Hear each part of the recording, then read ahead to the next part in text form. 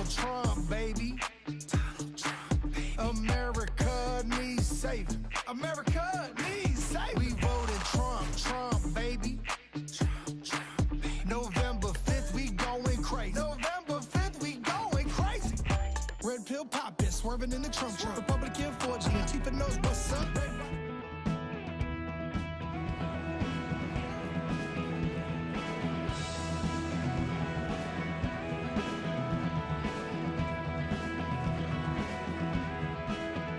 There's a new wind blowing like I've never known.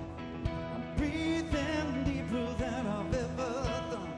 And it sure feels good to finally feel the way I do.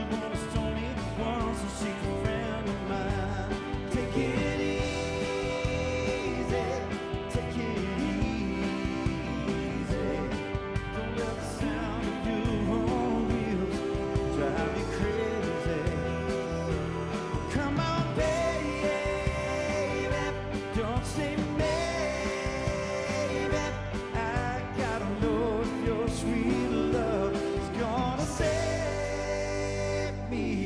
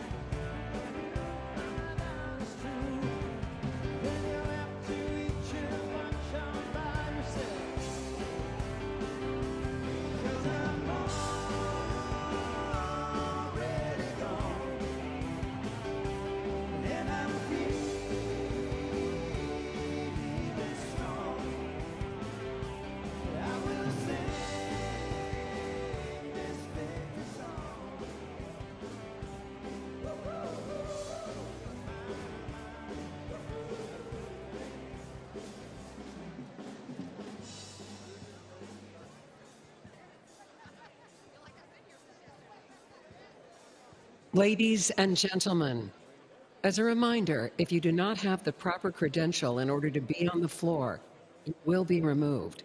In addition, escorts must remain with their guests at all times. Thank you.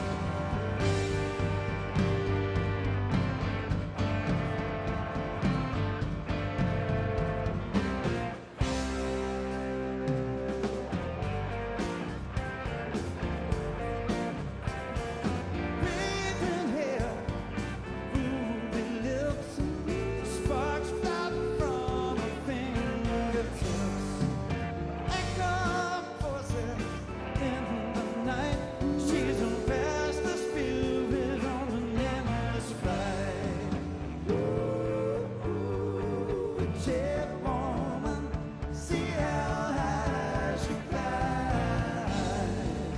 Ooh, the chairwoman, she got the moon in her eyes.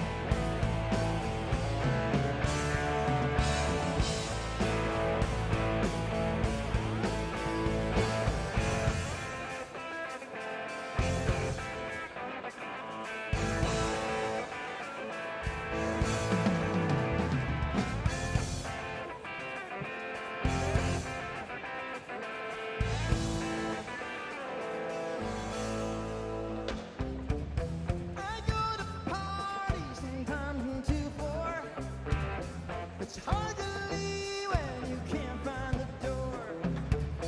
It's tough to handle this fortune and fame.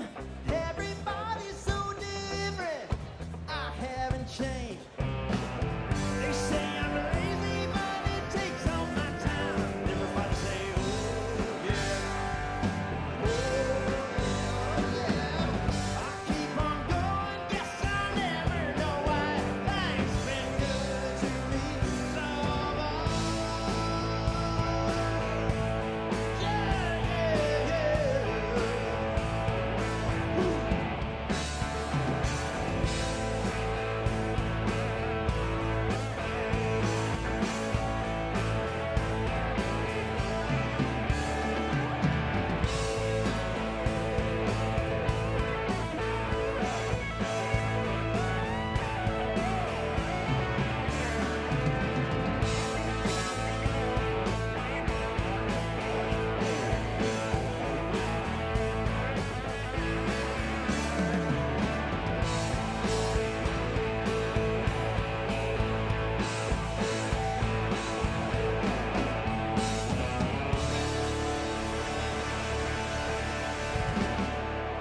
Delegates and alternate delegates, ladies and gentlemen, please take your seats. The 2024 Republican National Convention will begin in a few minutes.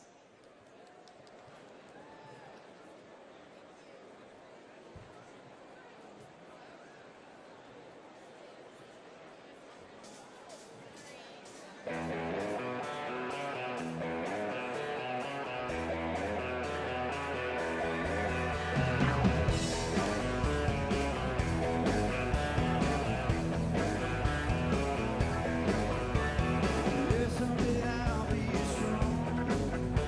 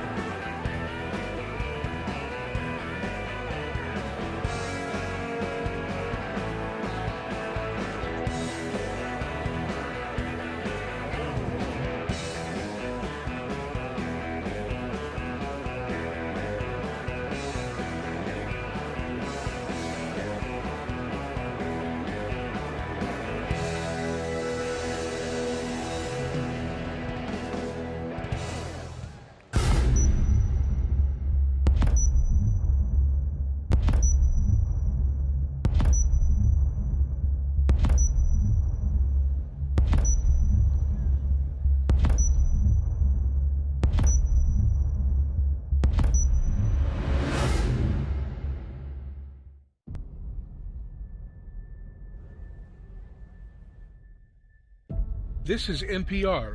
According to a new poll, 1 in 4 Americans now say they live in fear of being attacked in their own neighborhood.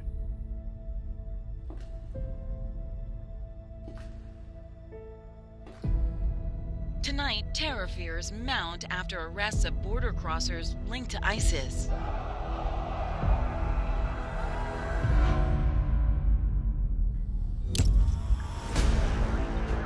Crimes against children are increasing rapidly, according to the FBI.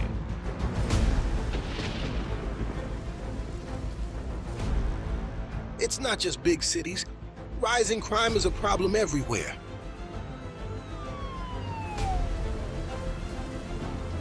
The CDC reports over 250,000 Americans are now dead from fentanyl, coming across the southern border under the Biden-Harris administration.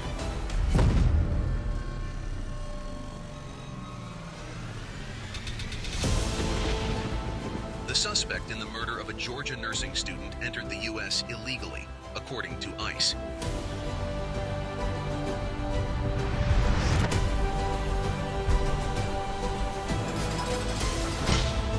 The FBI director confirmed the border crisis poses a major homeland security threat.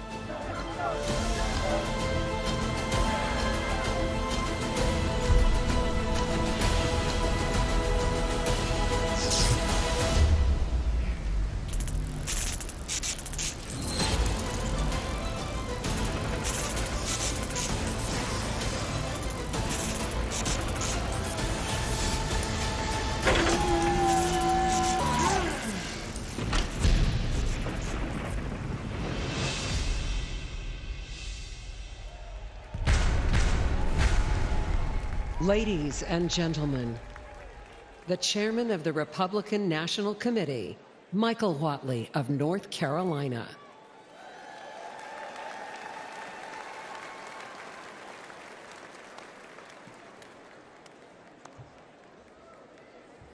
Delegates and alternates, ladies and gentlemen, I want to welcome you all to the second night of this historic Republican National Convention.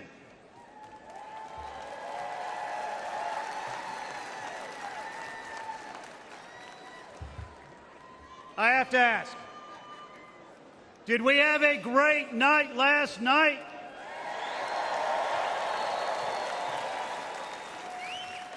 Do we have a great nominee for Vice President in J.D. Vance?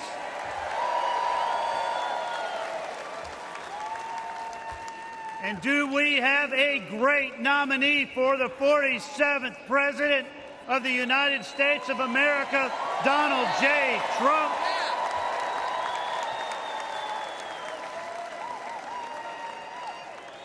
Are you ready for a great night, too? I hereby call this session to order.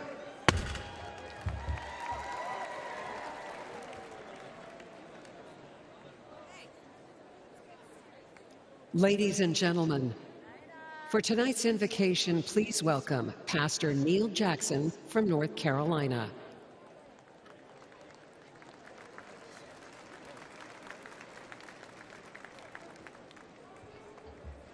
Tonight's theme is to make America safe again. That is an impossible task without divine assistance. Would you join me in prayer as we call upon the Lord to make our country safe once again? Let us pray. Heavenly Father, we thank you for the blessings upon the United States of America. Thank you for your provisions upon this land, your protection of this land, and your promotion of this land, which is undeniable. Your word says, "Blessed is the nation whose God is the Lord." Tonight, we claim that for America, believing that you desire to bless and prosper our country as we honor you and your ways. Father, forgive us for when we have strayed from your commandments, and grant us mercy. Tonight, we ask that you would protect our country from those who would do us harm. Thank you for protecting President Trump from the many attacks leveled against him, but especially the attack this past Saturday. Tonight, we pray for our military leaders and officers, pray for our police officers, our firefighters, our first responders, as they risk their lives so we can continue to be the land of the free and the home of the brave. You commanded Joshua to be strong and courageous. Tonight, all across this country, I pray that you would raise up a generation of courageous leaders who follow you with their whole heart and govern with integrity. We ask these things in the name that is above every name, the Lord Jesus Christ. Amen. Ladies and gentlemen, please rise for the presentation of colors. The colors are presented by the professional firefighters of Wisconsin Honor Guard. Let's give them a warm welcome. Left, right, left, left, left, right, left, left, left, right, left, left, left, right, left, left, left, right, left, you left, you left, right, you left, left, right.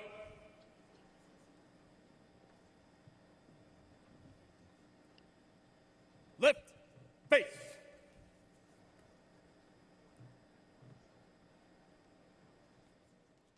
Please remain standing for the Pledge of Allegiance and our national anthem.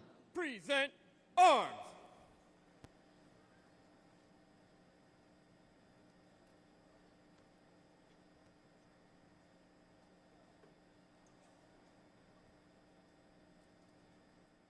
Ladies and gentlemen, please welcome Mary Ann Taylor to lead us in the Pledge of Allegiance.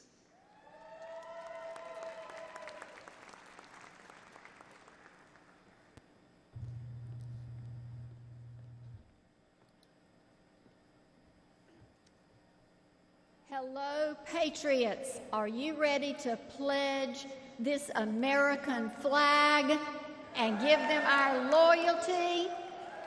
Yes. Well, we're going to do this the Southern South Carolina way, a little bit slower.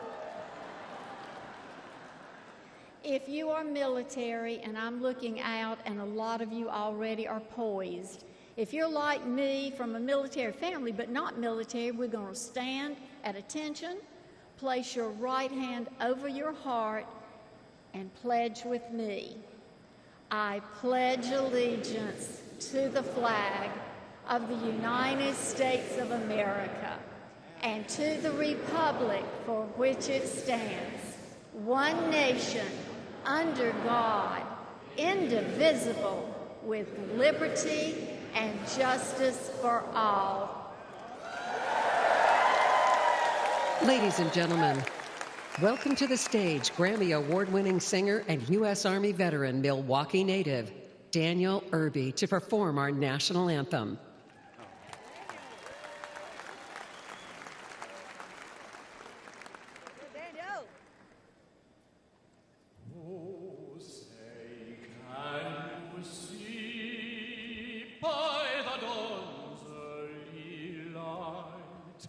What so proudly we held at the twilight last gleaming, whose broad stripes and bright stars through the perilous fight, for the ramparts we watched were so gallantly streaming. On the rocket's red glare, the bombs bursting in air, gave proof through the night that our flag was still there. Oh, say does that star-spangled banner yet wave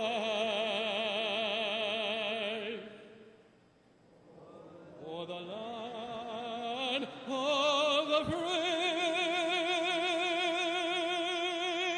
and the home of the brave?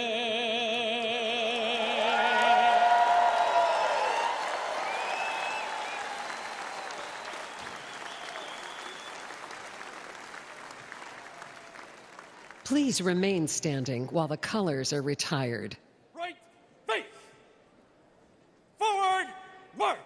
You left, lift, lift, right. You left, lift, lift, right. You lift, lift, lift, right. You lift, lift, lift, right. Lift, you lift, lift, right. You lift, lift, lift, right. You lift, lift, lift, right. You lift, lift, lift.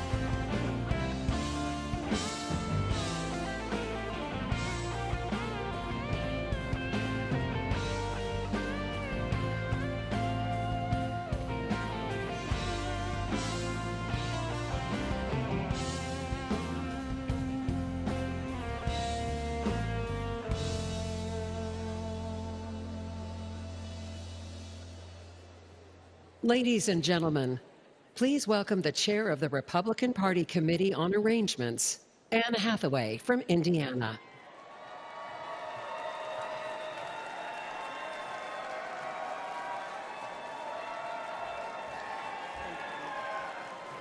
Good evening.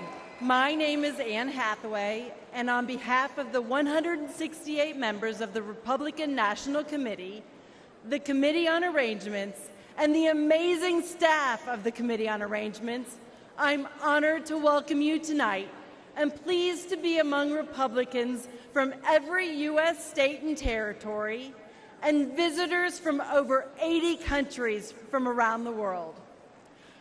Over the next few nights, you are going to hear from the best and brightest that our party and our movement have to offer, from candidates and elected officials, to entertainment leaders, the business luminaries, grassroots activists, and the everyday Americans who power our party, united in our common goal, to make America safe again, to make America wealthy again, to make America strong again, and to make America great again. Teddy Roosevelt famously said, "It's not the critic who counts. The credit belongs to those who are actually in the arena, whose face is marred by dust, sweat, and blood." Ladies and gentlemen, this is the arena. Just by participating in this convention, whether you're a speaker, a delegate, or a viewer at home, you have an opportunity to engage in the fight for a better future for our children. So I ask you, as you watch this convention and hear these incredible speakers over the next few days, to listen, to share the message that resonates with you and your friends and your family, and to help us channel the incredible energy of this convention into a resounding victory in November up and down the ballot, starting with electing Donald J. Trump as president and J.D. Vance as vice president. Make sure your friends, families, and neighbors are registered to vote. Get your yard signs. Make a plan to get to the polls. The fate of the free world depends on us giving everything we've got and ensuring that we elect American First candidates up and down the ballot to every office. Thank you, and God bless America. Ladies and gentlemen, please welcome the Governor of the State of Tennessee and Chair of the Republican Governors Association, Governor Bill Lee.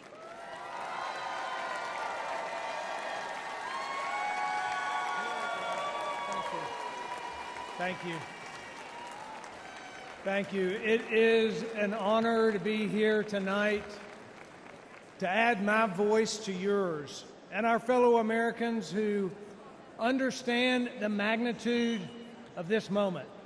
We have gathered here to guard and protect and defend the fundamental tenets of our free society.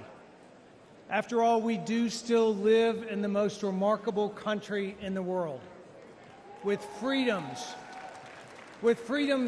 and liberties and opportunities that most of the world has never enjoyed.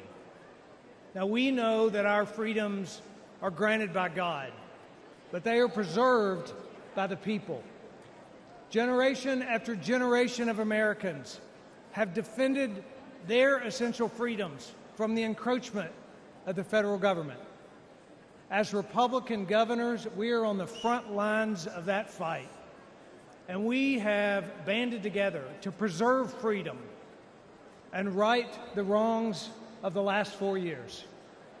The Biden and Harris administration unleashed inflation on this country, making it hard for Americans to make ends meet. Republican governors pushed back by cutting taxes for our people. They opened the border, endangering our country. Republican governors sent the National Guard to the border to protect it, to crack down on cartels and fentanyl and human trafficking. They tried to let the Chinese Communist Party buy our farmland. Republican governors banned it. They attacked parental rights. Republican governors fought back for a parent's right to choose their own child's education. President Trump was right when he said that school choice is the civil rights issue of our time.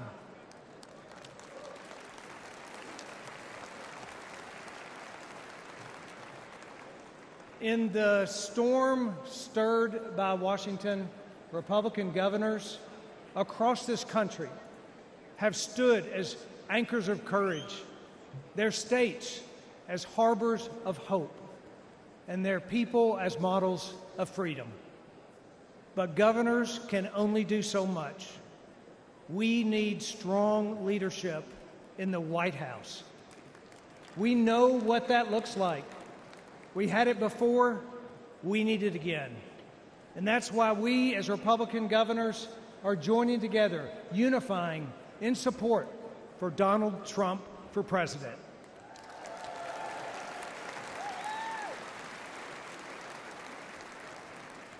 I count it as a great blessing to take my place on the wall, to stand where those before me have stood beside people like you, each guardians of our shining city on a hill. May we as a people call out to the Lord, seek his wisdom, ask him to heal our nation, and bless this country we call America. Thank you. Ladies and gentlemen, please welcome the President of the National Federation of Republican Women, Julie Harris.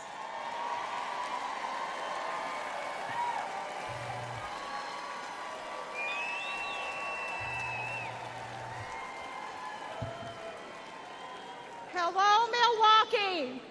I am honored to be here representing the nation's largest grassroots Republican women's organization in our country.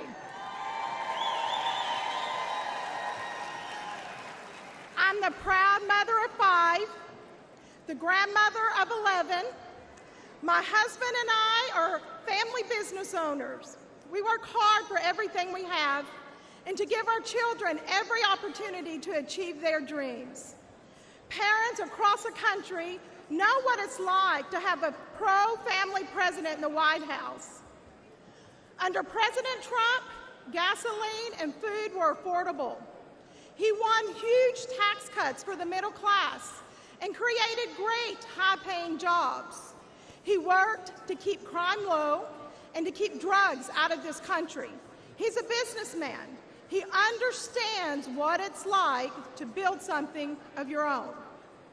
Joe Biden has never built anything of his own. He uses a government to destroy things and to make it impossible to give your children the life you dreamed of for them. On day one, Joe Biden declared war on families. He made it harder for people to support themselves, to start families, and to raise children. He's robbed families of affordable homes, energy, and food. As our supply chains broke and inflation exploded, Biden's press secretary blamed us. She implied we should buy less. After destroying the economy and flooding America with illegal immigrants, Biden still wants to raise our taxes. The American dream means more than just scraping by. But under Biden, 65% of Americans say they're living paycheck to paycheck. When it's this hard to provide the basics, the other things we want to provide for our families get wiped out too. Piano lessons, summer camp, braces, family vacation, Christmas gifts. This is not the America that we have worked so hard for. Biden wants us to barely scrape by. President Trump wants us to thrive. We need a pro-family president in the White House again.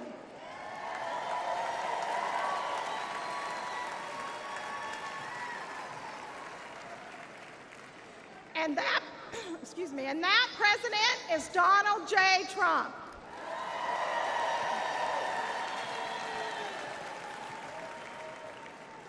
From the National Federation of Republican Women, thank you, Milwaukee.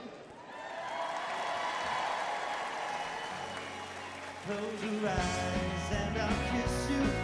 Tomorrow I'll miss you. Remember, I'll always be true. And then while I'm away, I'll ride home every day, and I'll send all my loving to you. I'll pretend that I'm kissing the lips that I'm missing, and hope all my dreams will come true. And then while I'm away, I'll ride home every day, and I'll send all my loving to you. All my loving I will send to you. All my loving, darling, I'll be true.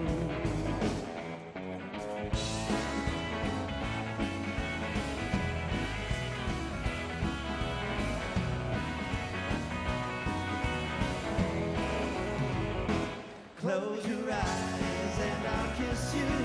Tomorrow I'll miss you. Remember, I'll always be true.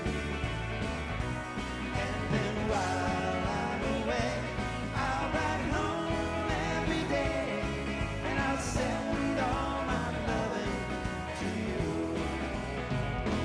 All my loving I will send to you.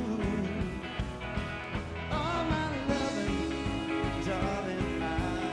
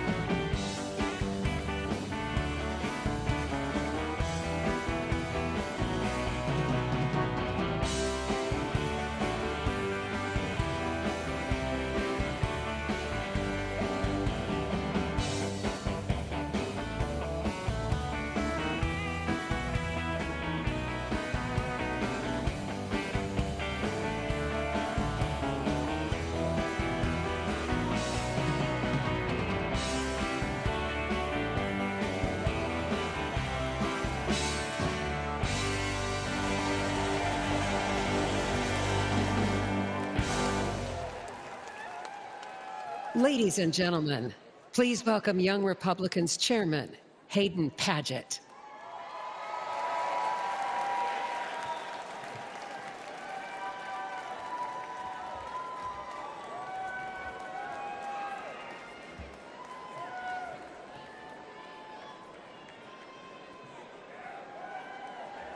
I'm Hayden Padgett.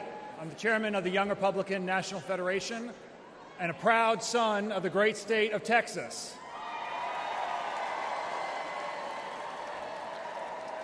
More importantly,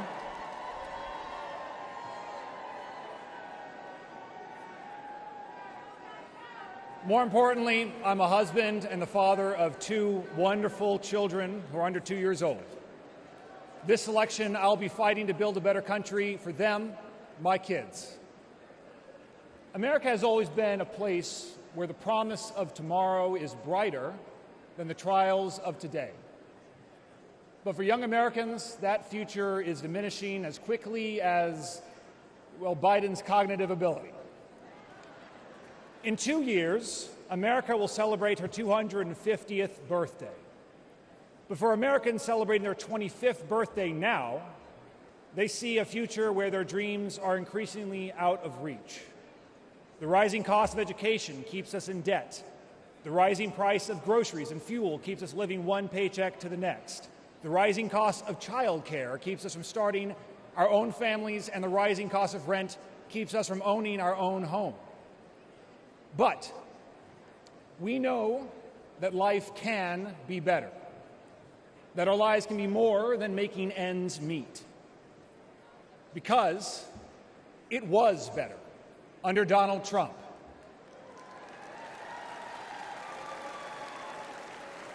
Making America great again means making groceries and gas affordable again, making education an investment and not a burden again, and making home ownership possible again. We just celebrated our Independence Day, where we were reminded that our founders did not promise us happiness, but the right to pursue it. The Biden-Harris economy has taken that all away from us. And this election, the Young Republicans will be fighting to make the economy great again. We will help to throw Joe Biden, Kamala Harris, and their legacies into the trash heap of history, and we will elect Donald Trump, a man whom grace and grit have saved for our time, and Senator J.D. Vance, the first young Republican who will be elected Vice President of these United States in almost 70 years. And together, we will restore the American dream for young Americans. I owe it to my children, just as we all owe it to our future, to make America great again. Thank you very much. Ladies and gentlemen, please welcome the Chief Executive Officer of the Republican Jewish Coalition, Mr. Matt Brooks.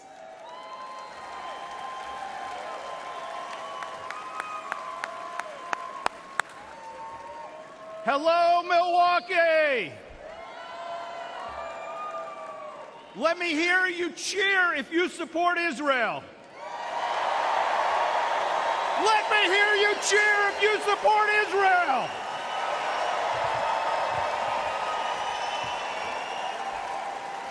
Now, if someone tried that at the Democrats' convention, they'd be booed off the stage. But here, at the Republican convention, we proudly and loudly stand with Israel.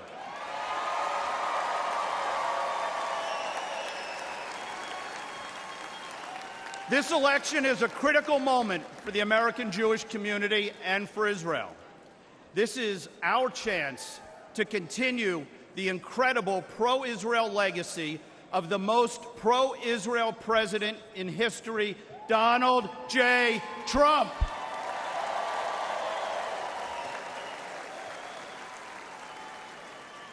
President Trump, among his many accomplishments, many of which they said couldn't be done, but he did it. He moved the U.S. Embassy to Jerusalem.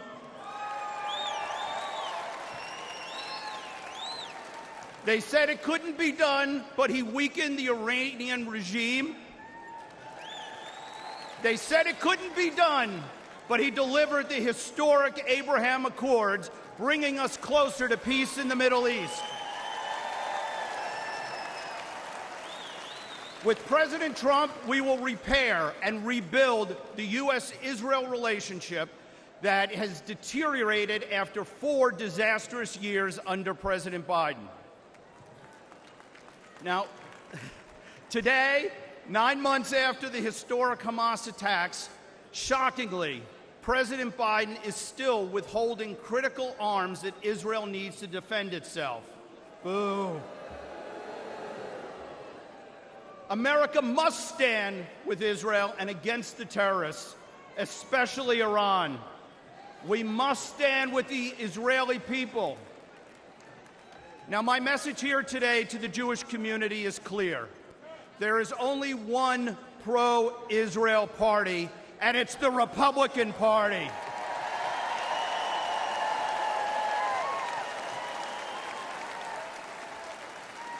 And here at home, under Donald Trump, we will put a stop to the rising tide of anti-Semitism. President Trump will bring back law and order so that American Jews can once again wear a kippah and walk the streets without fear.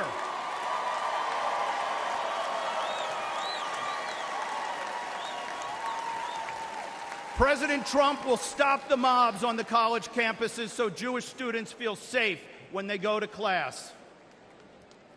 The Jewish community is ready to help elect Donald Trump and J.D. Vance. The Jewish vote continues to increase for Republicans year after year, and I promise you 2024 will be no different. So let me ask all of you, who will best stand up to the Hamas sympathizers and the squad? Donald Trump! Who will best stand with Israel? Donald Trump! Who will make sure Jews feel safe and secure? Thank you, RNC, for the opportunity to speak today, and thank you, President Trump, for your commitment to elevating Jewish American voices. Together, unified, we will win. Am Yisrael Chai!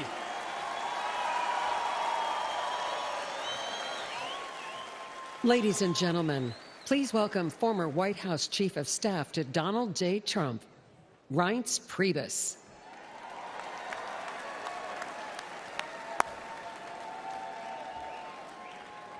As a longtime Badger, let me say, welcome to Wisconsin.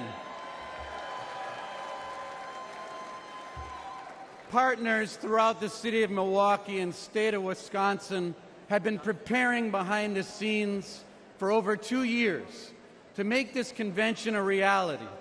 I couldn't be more appreciative of everyone who helped make this happen.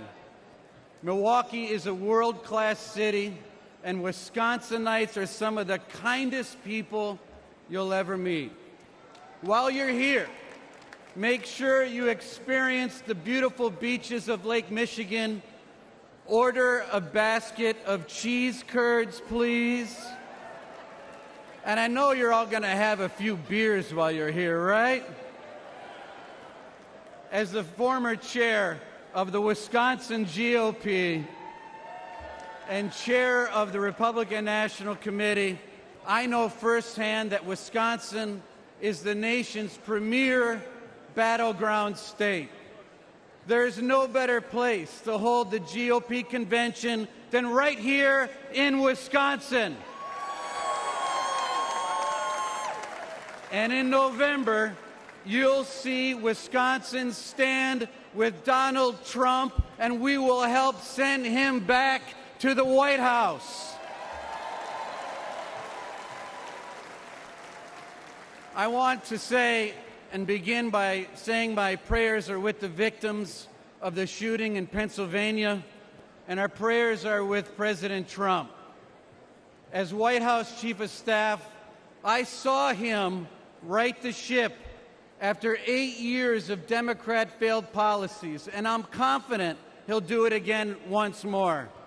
Yet again, Democrat failures of the last 4 years have left many Americans feeling hopeless, unheard, and hurting. But when Donald Trump tells you what he'll do on the campaign trail, well, look out, because he will deliver when he walks into that Oval Office. Let's remember, while president, he decided to drill, baby, drill. He shut down the border. He confronted China head-on, made Europe pitch in on NATO, lowered taxes, put conservatives on the Supreme Court, and he defeated ISIS. Republicans can turn the tide in the United States and make America great again. We, together here, the Wisconsin GOP, we can make Wisconsin red again in 2024 and send Donald Trump back to the White House.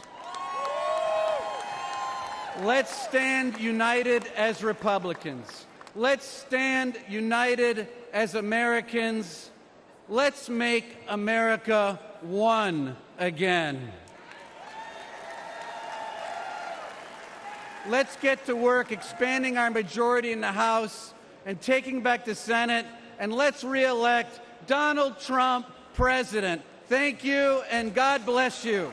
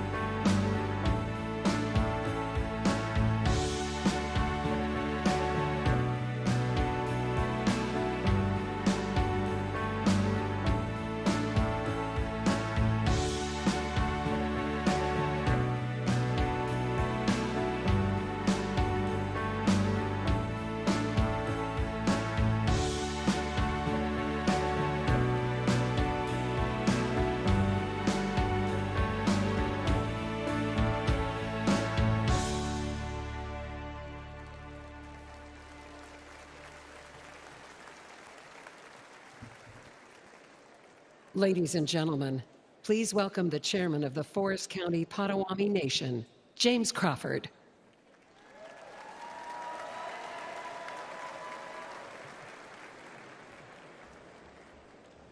Hello, everyone, and hello, Wisconsin. Good evening. I am James Crawford, the chairman of the Forest County Potawatomi community. I'd like to welcome all of you to not only Milwaukee, but also to an area of the state that is part of the homeland of the Potawatomi people. Milwaukee is a particularly special place for Potawatomi. It was once home to several Potawatomi villages, including a village close to where we sit today. Our ancestors occupied these lands for hundreds of years, fishing area rivers and lakes, hunting the land, tapping maple tree groves for sugar, and harvesting crops in fields each fall. The Potawatomi connection to Milwaukee continues. Today, our tribe is part of what makes Milwaukee a great place to live and work. And while we are best known for entertainment and tourism, our tribe is also a part of the fabric of this community through our construction, technology, and real estate business ventures, and the charitable work our foundation does with community nonprofits. Thank you.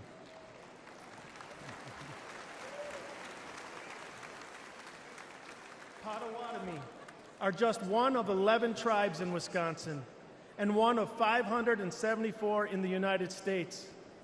Even though each tribe is unique with their own histories, cultures, and distinct challenges and opportunities, the tribes still share many commonalities, especially a desire and need to keep our people safe. And right now, Native people are facing real threats to ensure our safety. The growing use and abuse of illegal drugs are claiming countless lives on reservations across this country. And Native American women and girls continue to be exploited, trafficked, and subjected to violence at reprehensible levels. So tonight's theme, Make America Safe Again, is especially important for us.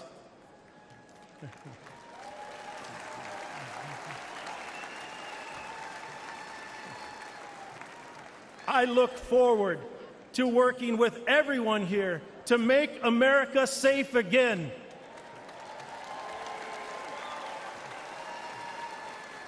To help us preserve, protect, and enhance our future generations. Miigwech, and God bless America.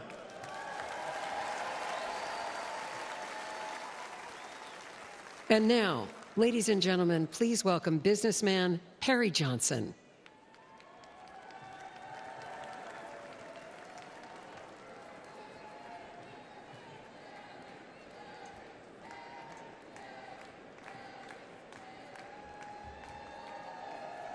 Well, what a group. Well, I'm Perry Johnson, and I'm a business owner of 81 companies around the world.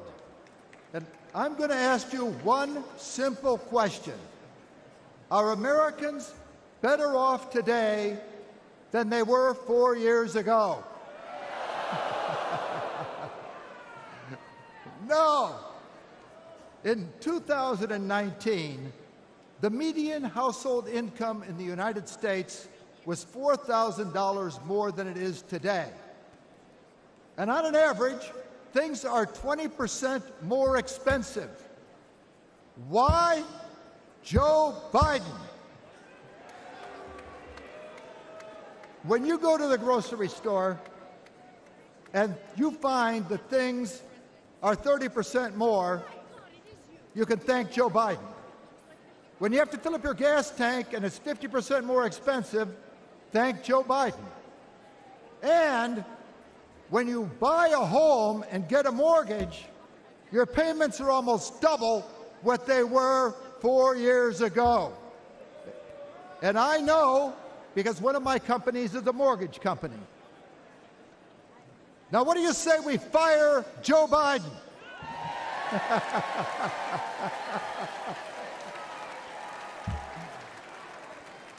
I live in Michigan, a state with grit in its veins, beautiful Great Lakes, and greatness in its soul. We built the auto industry. We win national championships. Go Blue!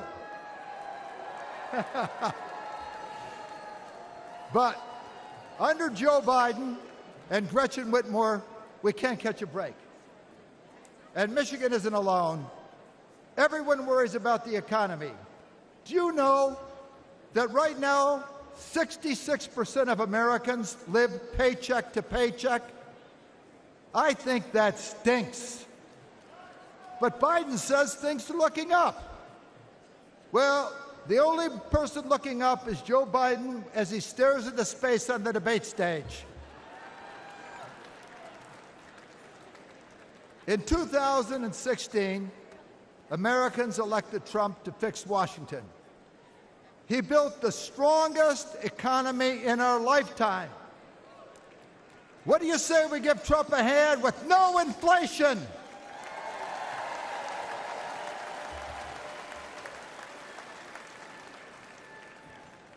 Joe Biden says he can't keep our borders safe. Did Trump keep our borders safe? Yes. Under Trump, we had virtually no inflation for 4 years. That is a fact. Under Trump, family income went up every year. That is a fact. Our borders were secure under Trump. That is a fact. And under Trump, we will have lower prices, affordable American energy, lower taxes, and a better quality of life. What do you say we re-elect Trump?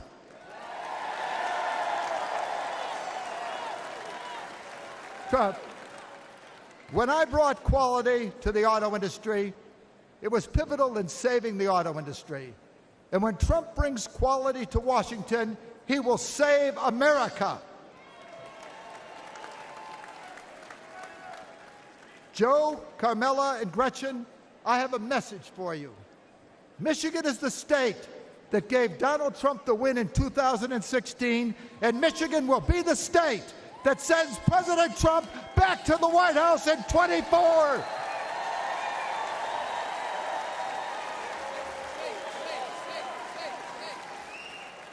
President Trump is the toughest president since Teddy Roosevelt.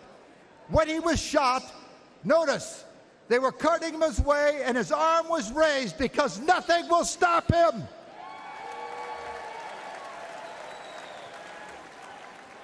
Fight. For him, America is always first. He has the heart of a lion, the brain of a genius, and he's done it before. President Trump is ready to save our country, to make America great again.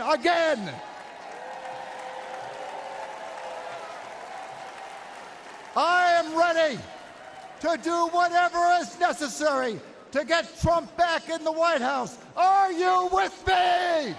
Yes! Yes! Yes! Trump! Trump! Trump! Let's do it! Trump! Trump! Trump! Trump! Trump! Trump! Trump! Trump!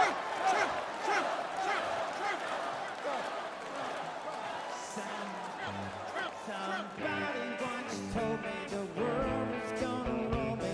I ain't the sharpest tool in the shed. She was looking kind of dumb with her finger and her thumb in the shape of an L on her forehead. Whether you start coming and they don't stop coming, bend to the rule and I hit the ground running. Then it makes sense not to let go far. Your brain gets smart and your head gets dumb. So much to do, so much to see. So what's wrong with taking the back street? You never know if you don't go. You never shine if you don't go. Hey now, you're an all-star. Get the game on, go play. Hey now, you're a rock star. Get the show on, get paid.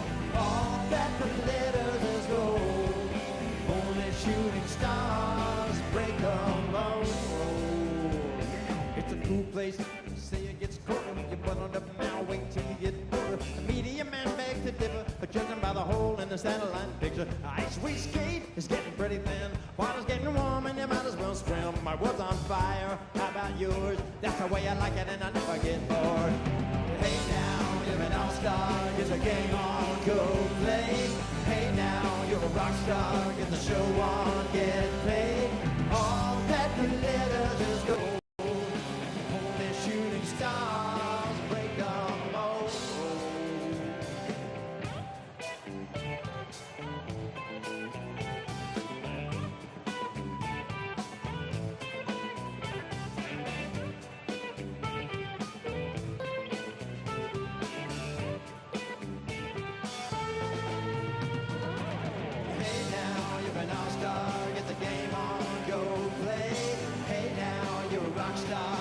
show on, get paid. All that glitters is gold, only shooting stars. Somebody once asked, could I spare some change for gas? I need to get myself away from this place. I say, yeah, what a concept. I could use a little fuel myself, and we all could use a little change. They just stop coming and they don't stop coming. Head to the moon and they hit the ground running. Till it makes sense to live more fun. Your brain gets smart and your head gets dumb. So much to do, so much to see, so what's wrong with taking the back streets? You never know if you don't go. Go! Never shine if you don't glow. Hey now, you're an all-star, it's a game on, go play. Hey now, you're a rock star, get the show on, get paid. All that glitters is gold, only shooting stars break down. Hey, all that glitters is gold, only shooting stars break down.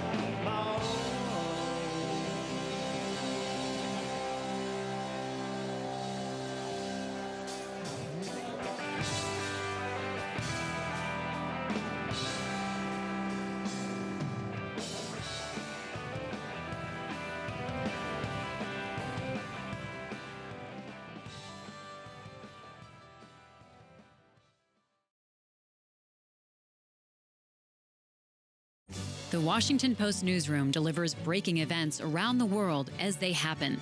Unrivaled reporting from the journalists you've come to trust. To get the facts fast and meet the challenges of today head on. Get the news that matters most with a special offer by visiting WashingtonPost.com/watch. Subscribing unlocks instant access, bringing you the Post's award-winning coverage anytime, any place. Because democracy dies in darkness. I could not be more proud tonight to present to you and to all of America my father and our next president, Donald J. Trump. To each of you in this hall, this giant hall that's packed to the rafters, get ready to fight, get ready to win. Together, we will take back the House. We will take back the Senate. Most importantly, in 2024, we are going to take back our beautiful, beautiful, beautiful White House.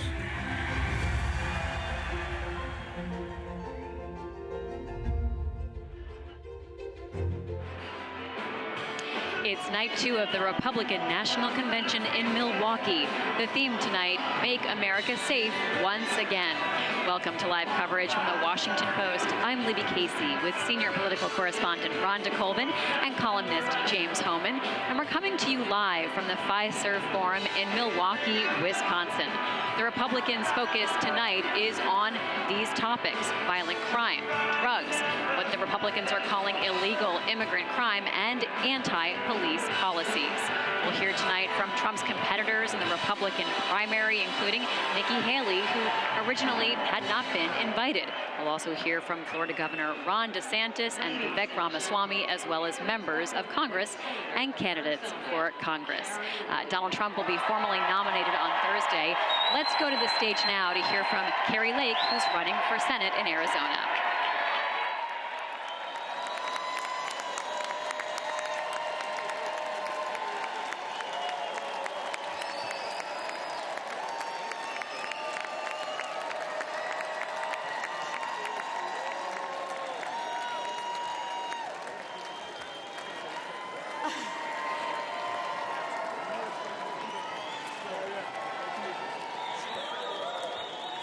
Wow. Hello. I love you. I love you. I love you, Arizona. You guys are amazing. Wow. This is MAGA energy tonight, guys. Love it. Oh, wow. This room, America, I wish you were in this room with us. This is electric. Hello, America. Welcome, everybody who's watching at home, and welcome everybody in this great arena tonight. We love you all. Actually, wait a minute.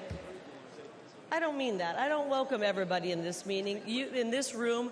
The guys up in the fake news, frankly,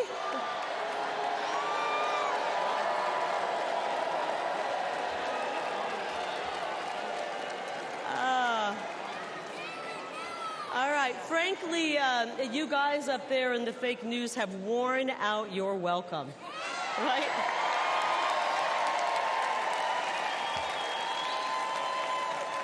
You've worn it out, guys. You have spent the last 8 years lying about President Donald Trump and his amazing patriotic supporters. Actually, guys, they lie about everything. They've lied about Joe Biden's health, the economy, the laptop, the border. I could go on and on and on. But the really good news is that every day more and more people are turning off the fake news. And they're... That's right. And Americans are waking up to the truth about the disastrous Democrat policies pushed by Joe Biden and his favorite congressman, my opponent, Ruben Gallego. These guys, they're full of bad ideas. Just last week, Ruben Gallego voted to let the millions of people who poured into our country illegally cast a ballot in this upcoming election.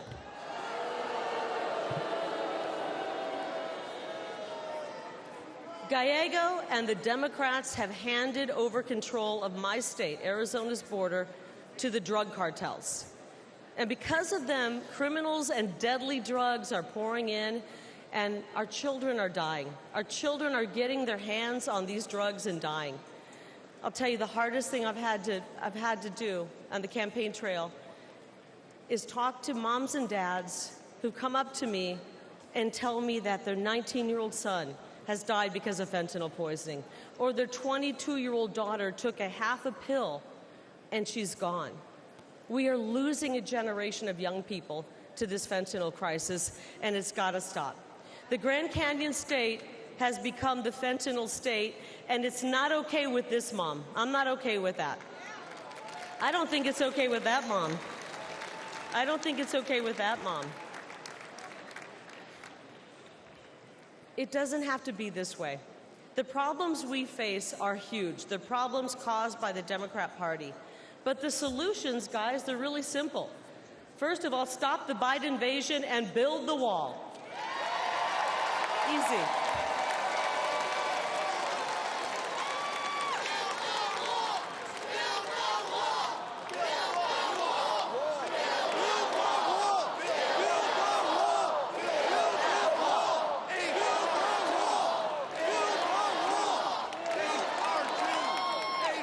And while we're building the wall, let's kick Bidenomics to the curb and bring back the MAGAnomics.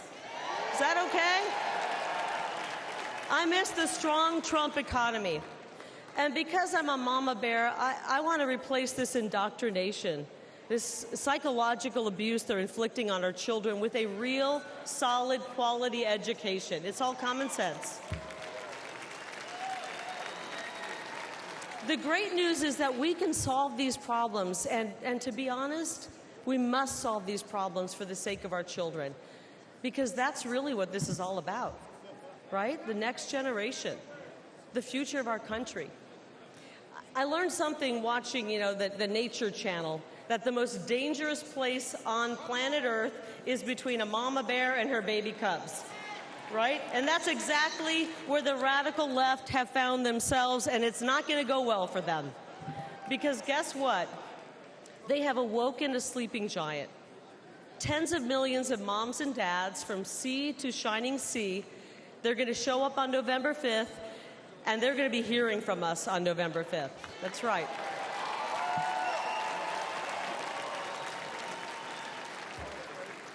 Actually, I can think of one thing more dangerous than a grizzly bear, and it's a middle-aged, fed-up mother in Washington, D.C.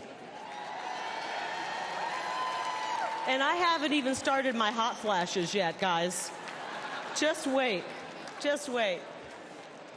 But seriously, I want every mother and father to know this, that we, the Republican Party, will fight I will fight, not just for my kids and my daughters over here. Are you over there, Ruby? Wave to me. Wave to Mom. My daughters over there. I want to fight for, selfishly, I want to fight for my kids, but I want to fight for your kids as well. They deserve a better future. They deserve a better future. But the really good news here, and the fake news the fake news wants us to believe we're 50-50 at each other's throat. They're creating division and anger.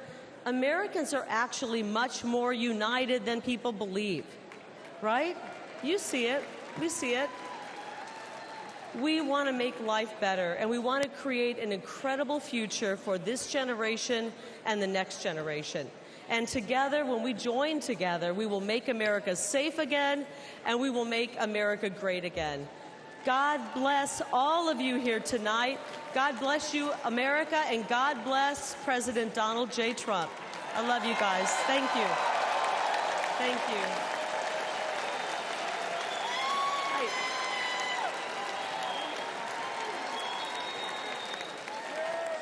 Ladies and gentlemen, please welcome the next senator from Wisconsin, Eric Hovde.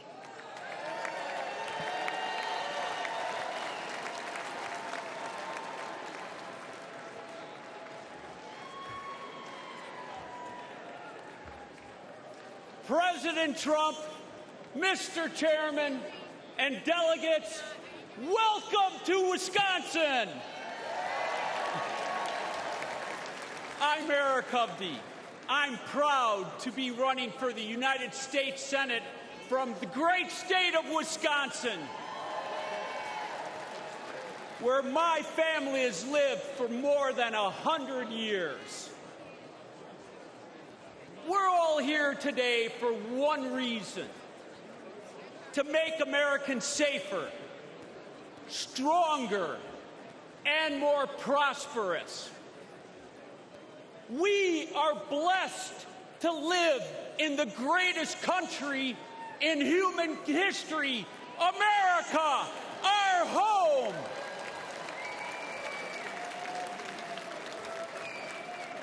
But America is struggling under Joe Biden. And Senator Baldwin has been a rubber stamp voting with him 95.5% of the time.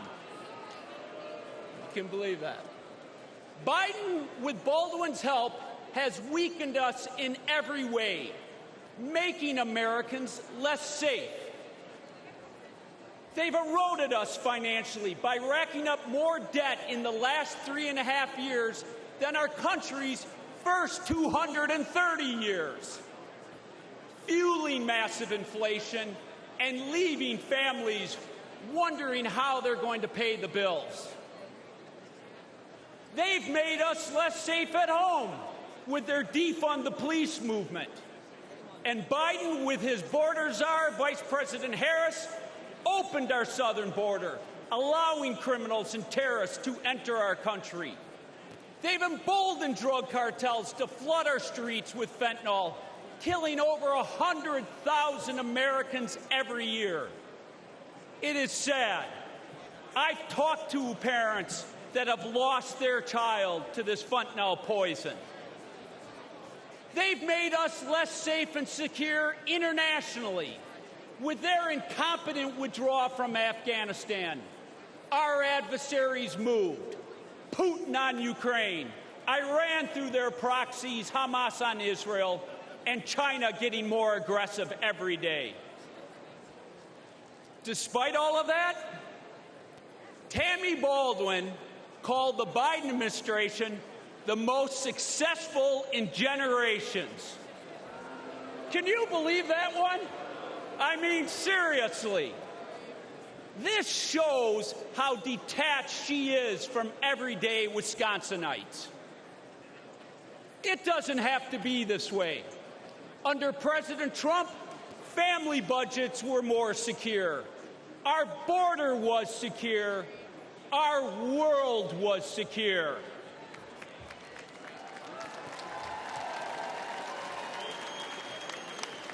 Where Biden and Baldwin have failed, President Trump and I will get the job done.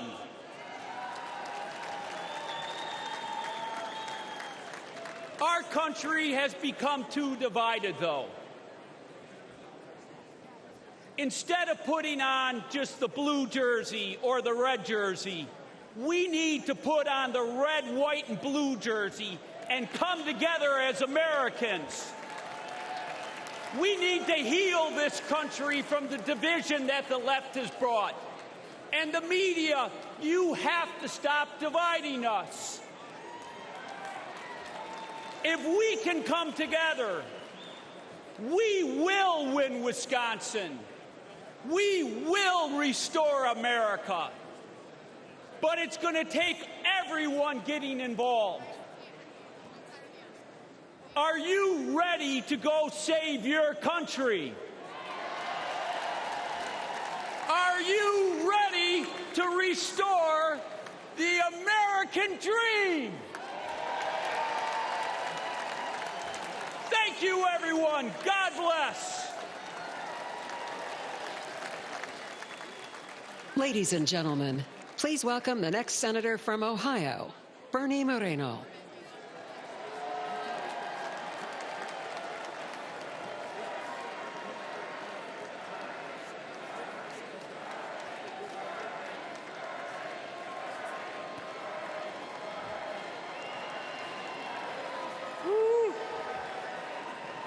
Thank you.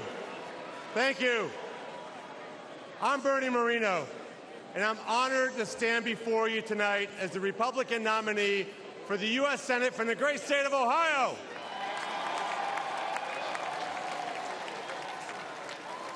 Many years ago, my parents brought me and my siblings to America legally.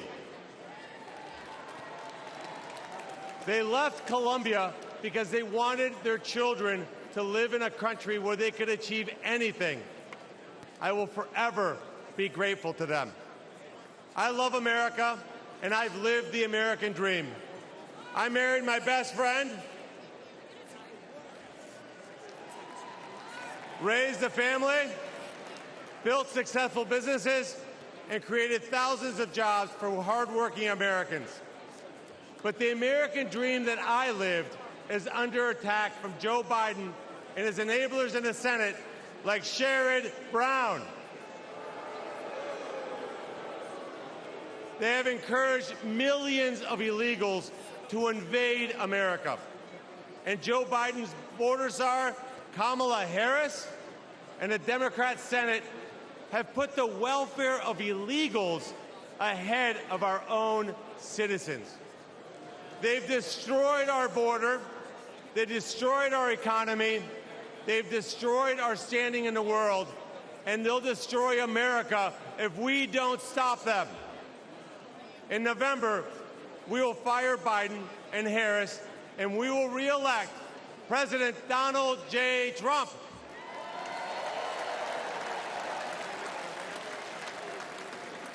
I'm so proud that my senator, my friend, J.D. Vance,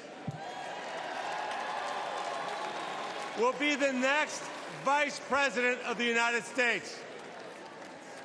He represents the best of Ohio, the best of America, and will be an incredible leader and defender of President Trump's plan to always put America first.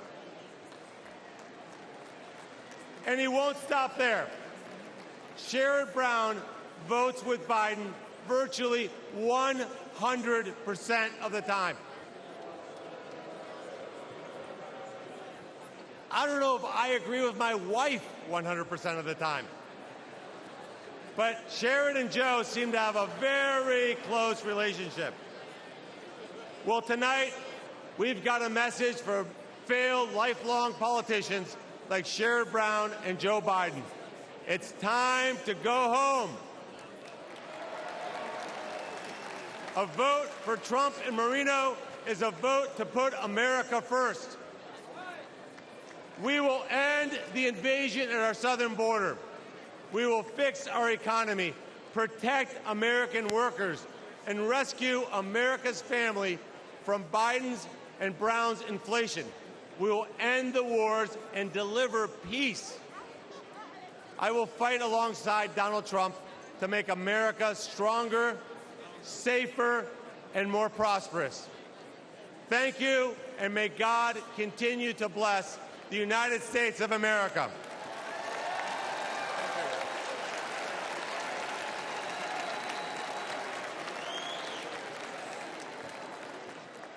Ladies and gentlemen, please welcome the next senator from Michigan, Mike Rogers.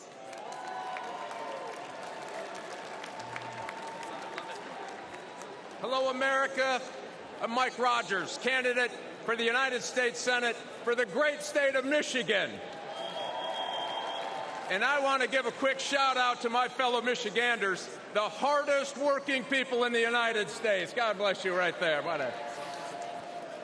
I said, because Joe Biden and my liberal opponents' runaway spending, American families have been crushed by inflation. High costs of groceries and gasoline and rent. I was talking to a grocery clerk just recently. She said, I got it when this carts got a little skinny at the beginning of Joe Biden's administration because of high costs.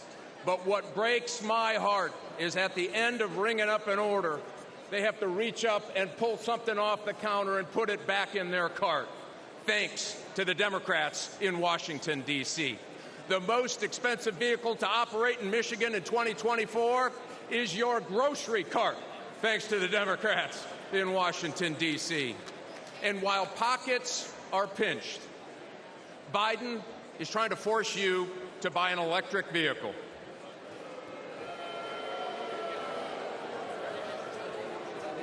Better get a long extension cord. Let me be clear. EV mandates will destroy American jobs.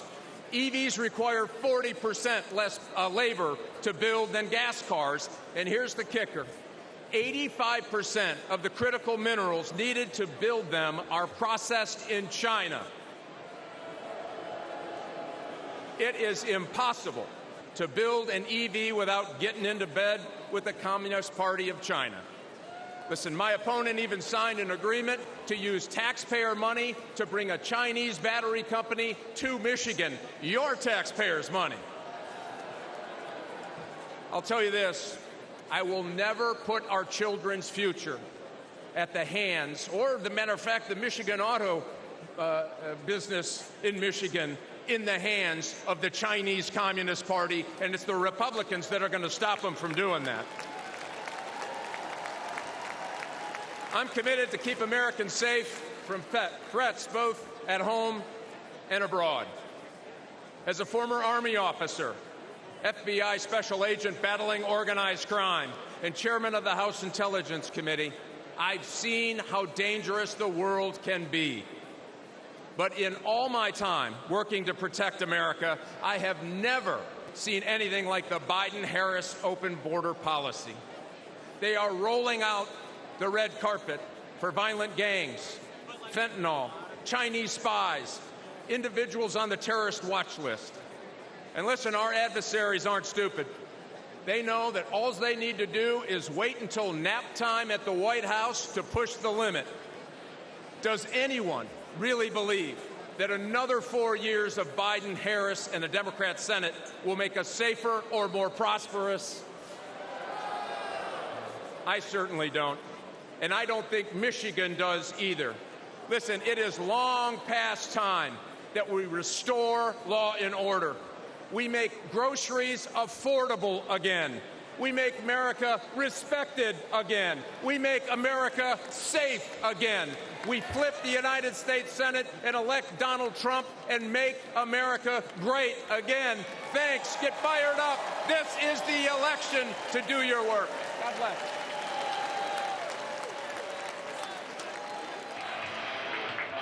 This is live coverage from the Washington Post of Night 2 of the Republican National Convention. I'm Libby Casey, live at the Fiserv Forum here in Milwaukee, and I'm with Rhonda Colvin and James Hohmann, kicking off this big block tonight with Kari Lake as well as other candidates for Senate. Rhonda, talk to us about the tone that Republicans are trying to set here this evening and the energy they're trying to capture. Well, one of the things is Kari Lake, who is the Senate candidate in Arizona, running against against Representative Gallejo. She right now is behind him, but if you were to listen to her, she almost seems very encouraged that she might be able to take this. But of course, if people were listening to what she was saying, she started, of course, to sow seeds of doubt. She immediately turned on the media, calling all of us in the boxes fake news. She kind of, if you were listening for tone, she set a very negative one. I was listening to some of the other Senate candidates, Bernie Moreno from Ohio. I think we just heard from Mike Rogers in Michigan. Those are going to be really tight races, but I do feel these other Senate candidates are feeling like they have some wind in their sails, that Donald Trump's wins are their wins, and they might have made these Senate campaigns a little bit tighter. Let's go back to the floor because we're hearing from Dave McCormick, who's also running for office, did not get elected in Pennsylvania for governor. Now he's running for Senate. Let's watch. Who's ready to retire Joe Biden and border czar Kamala Harris and send her back to California? Who's ready for that? And who's ready to make Donald Trump our 47th president? Are you ready for that? And who's ready to make J.D. Vance our new vice president? And who's ready to send Chuck Schumer packing? I'm ready. I'm ready. My name is Dave McCormick, and I'm running to be the Pennsylvania's next United States Senator, the great Commonwealth of Pennsylvania. And I want to first acknowledge what transpired just a few days ago in my home state, where I witnessed firsthand from a front row seat in Butler, President Trump's remarkable strength and resolve in a terrifying and unpredictable moment. The president rose brilliantly to the challenge. But what a sad and frightening day for the families of those who were injured or lost, and for our great country. And we all thank God that President Trump is okay.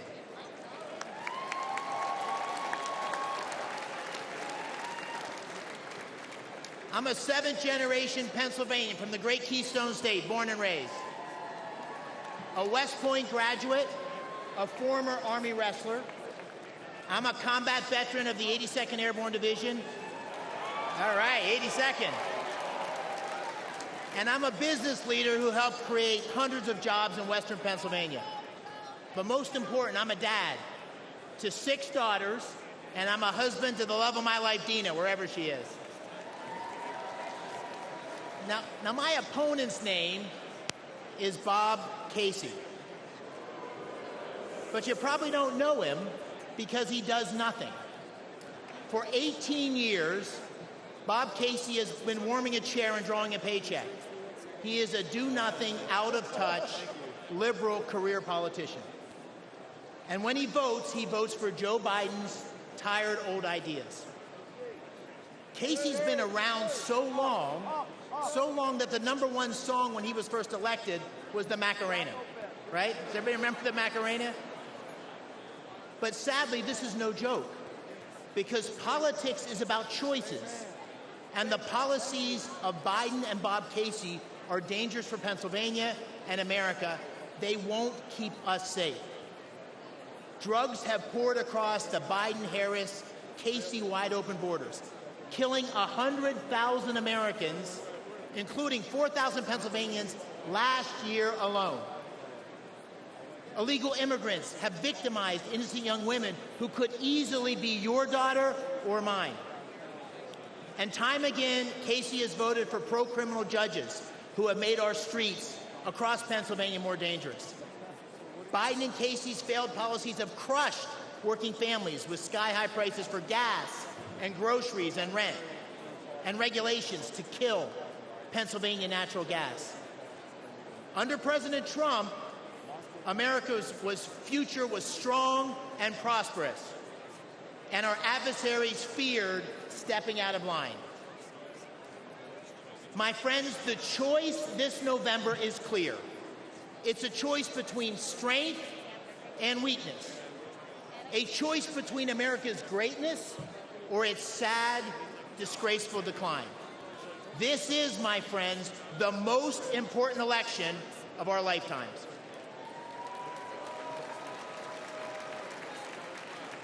And we deserve a president and a Senate that will go to the mat to fight for America. A president and a Senate that will unite America. And in Pennsylvania, that means voting for Trump and McCormick in November. Thank you all for leading the charge. God bless our United States of America.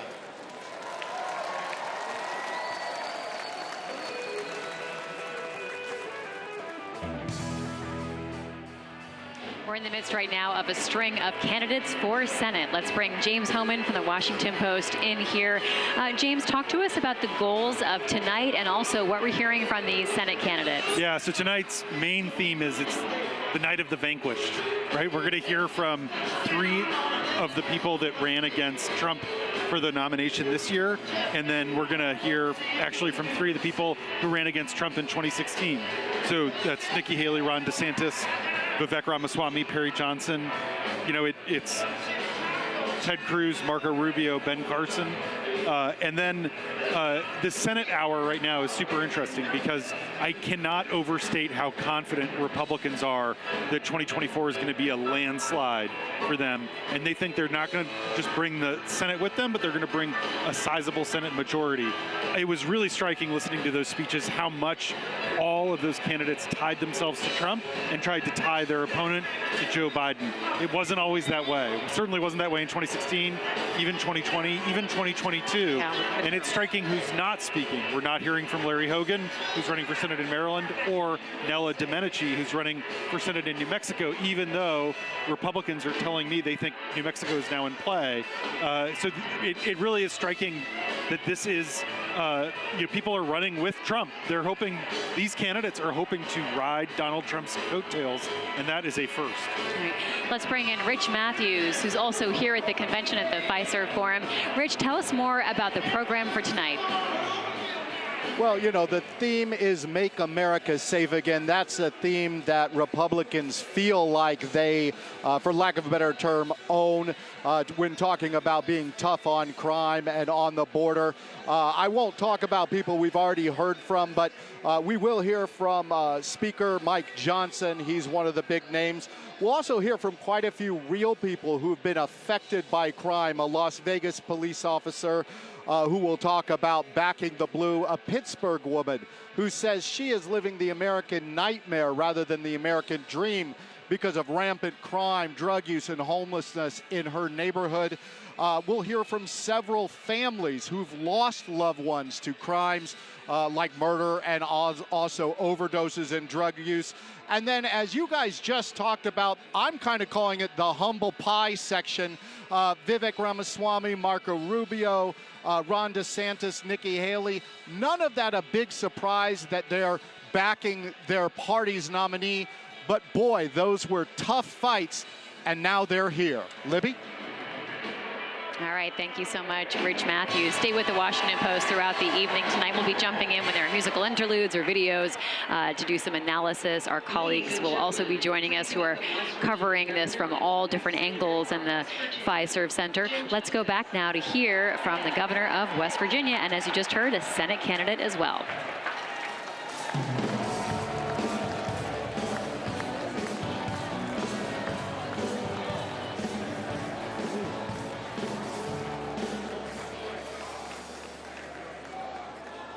Hello, everybody. I'm Jim Justice, and I'm from West Virginia, and I absolutely believe with all my soul we've got the greatest people in the world in West Virginia,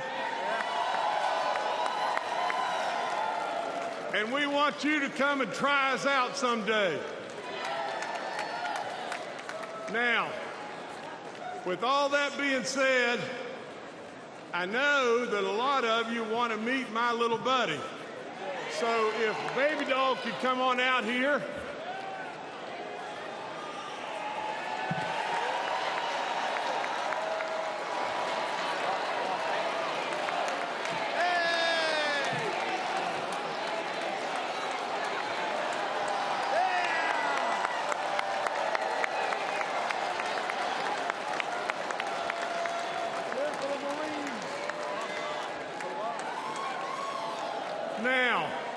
as the world watches. You didn't really expect that, did you? But with that being said, let me just say just this. She makes us smile, and she loves everybody. And how could the message possibly be any more simpler than just that? Now, I've got to tell you just this. The foundation of my life is the truth. I've got to tell you just this and tell you this right now. I challenge the media all the time to find something that knowingly I've told them it's not the truth, and they can't do it because I'm not going to do that. Now, I want you to listen to this and pay really close attention. The bottom line to why we're here, the bottom line to every single thing that's going on in this great country today is one thing.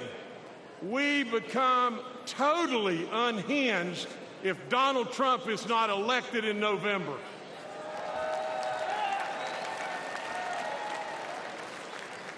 I want to talk to you tonight about my relationship with President Trump.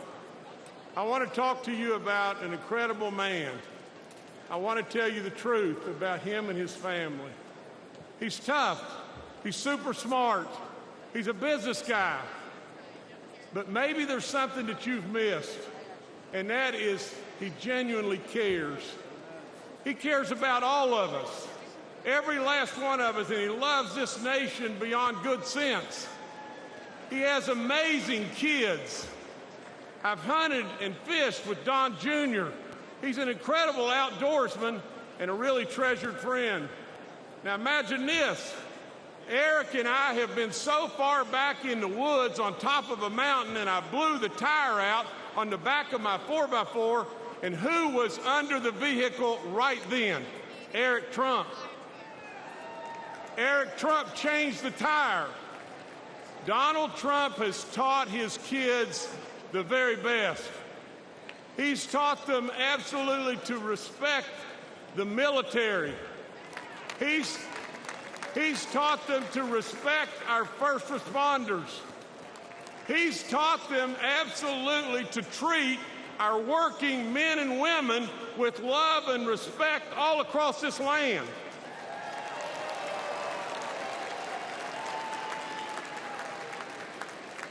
Let me tell you just this. I was in the green room with President Trump, and there was a MAGA hat laying there. I picked it up. We had just had our first grandbaby, a boy named JC. JC absolutely was just not old at all. And all of a sudden I asked President Trump if he would sign that hat for our grandbaby JC. He took it. You know what he wrote on it? He wrote, JC, always work hard. Now let's review. Donald J. Trump, my friend, my close friend. He's tough. He's super smart. He's a business guy. He loves America. He taught his kids the right values, and he's a hard worker. Sure sounds like a leader to me.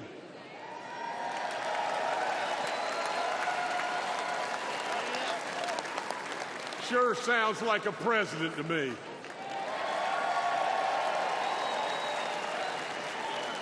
Then ask yourself, why does Donald Trump fight every day for us and continue to take this senseless persecution? Why? And I know the answer. Because we're worth it. Now, Baby Doll's got a prediction for everybody here. And here's the prediction. Baby Dog says, we'll retain the House, the majority in the House.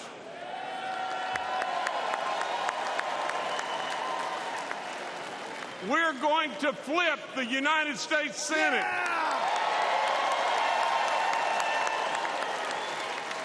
And overwhelmingly, we're going to elect Donald J. Trump and J.D. Vance in November.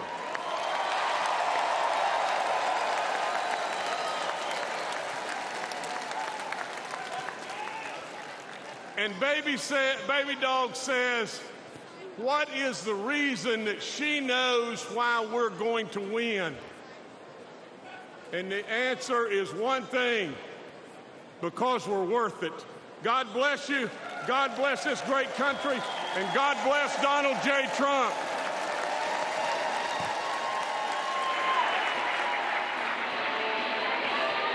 This is live coverage of the Republican National Convention. You just heard from a slew of men and women who want to be elected to the Senate, really riding the coattails, as my colleague James Hohmann said, of Donald Trump. They are hitching their wagon to him thoroughly. Let's go to JM Rieger, our senior video journalist colleague who's in Washington, D.C. JM, I hope you're not lonely there. You've been reporting on tonight's speakers. Who are you watching for, and what tone are you listening for? Yeah, I mean, I think James hit the nail on the head, right, which is these folks who ran against Trump in 2024 in the primary, who are now all coming out in support of him at the convention. It's not surprising, but some folks, like a Nikki Haley, for example, held off endorsing Trump for some time. So the fact that she is now speaking tonight and is going to be speaking to a room of Republicans, most of whom voted in all likelihood for Trump, is especially notable, and it's probably going to be quite a moment tonight. I think it's also notable, Libby, who were the senators, or the Senate candidates, I should say, that we heard off the top. We're talking swing states, battleground states, but we're also talking blue wall states. We're talking Wisconsin, we're talking Michigan, we're talking Pennsylvania. We've heard from all those Senate Republican candidates so far. That's notable because, as James was talking about, the confidence among Republicans right now is palpable. They can taste it. They can taste victory in November, and they are putting forth. They're trying to expand the map here. They're trying to knock down that blue wall, that traditional kind of Democratic wall of Pennsylvania, Michigan, Wisconsin. And if they can do that, which is what Trump was able to do in 2016, that really could pave the way to the White House for Donald Trump. All right, thanks, JM.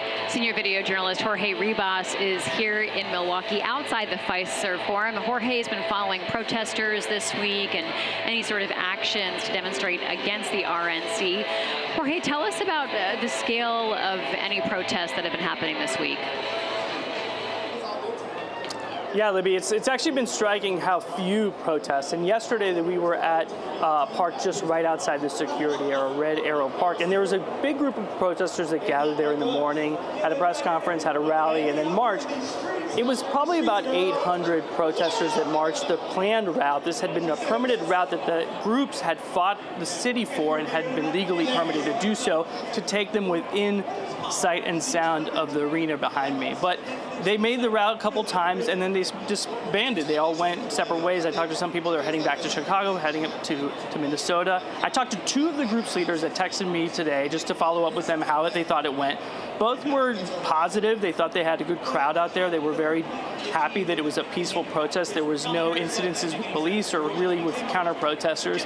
And they said both to me that their next sites were the DNC in August. In fact, one of them told me that this was just sort of the warm-up event, but the main event of the summer was the DNC. And they really were pushing that narrative when they were talking yesterday about how they were angry at the RNC, they were angry at the Republicans, but they really wanted to get at the Democrats, at Joe Biden and Kamala Harris coming up in August. So it was just interesting that after that, really, we didn't see, Ross, my colleague, were out there late last night seeing if there would be any more protests at the park. We didn't really see anything. A few people with bullhorns, but the last protesters got on a bus and went back to Minnesota. And then today we were walking around outside the security area looking for any kind of groups. We saw a few smaller groups, some trucks with signs, but really we didn't see a huge amount. I talked to several police officers this morning, too, asking how it had been. They said it was generally quiet. There had been a few minor arrests, but nothing major that they'd seen. And so it's just interesting to me, contrasting with some of the stuff we saw in 2016 and what we may see in Chicago in about a month. Libby? What's the security presence been like today, Jorge? Yeah, so we came in through, we drove into the security and you had to open your car up, you had Secret Service, check your car, we had to have once you got into the vehicle perimeter, we parked and we were able to walk through certain areas that only pedestrians that had certain badges and permits that were allowed entry. Us with the media, we were allowed through. So there is tight security around. through the area, and there's like a softer perimeter and then a hard perimeter for vehicles and for people. And there's just police everywhere. You see police from all different areas. I saw some Massachusetts State Police, some Miami-Dade Police. There's police from various cities that have gathered here, Secret Service, HSI, and you see them throughout even the interior area that we are right now. Libby. All right, thanks, Jorge. We're listening to these candidates for Senate address the floor of the convention. Jim Banks is talking right now of Indiana. Soon we'll have candidates from Nevada, Montana, Virginia. And a real highlight tonight, though, is going to be those competitors against Donald Trump in the primary. Among them, Nikki Haley, who was not initially invited to speak tonight, but now is. This is in the aftermath of the attempted assassination on Donald Trump's life, as there have been some in the party, including Donald Trump himself, who've been calling for more unity. And we'll hear this message tonight, as our colleague Rich said, a bit of a humble pie moment for these former competitors for the presidential nomination on the Republican side to say, yes, Donald Trump is the nominee. It's important to point out that that's usually how it goes. But just because it's typical and normal doesn't mean that that's how Donald Trump's Republican Party does things. So it is notable and significant tonight that you will be hearing from the likes of Ron DeSantis, Nikki Haley, Vivek Ramaswamy. We'll be looking out tonight to see if Donald Trump and his running mate, I almost forgot who it was for a moment there, folks, J.D. Vance, if they make their way here and come and watch a little bit of the speeches as they did last night. You can see behind us an increasing number of signs that say Trump Vance. We've seen them getting passed out tonight, really brand new, hot off the presses, literally. Let's go back now to the floor where we're hearing more of these Senate candidates.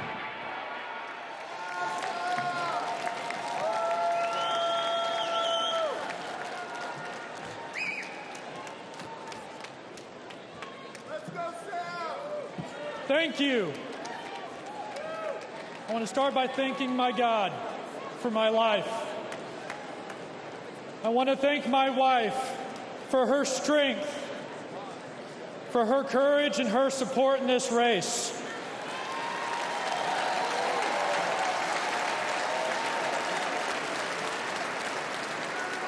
And back home, I want to thank my children. I do this for many reasons, and you are part of that mission.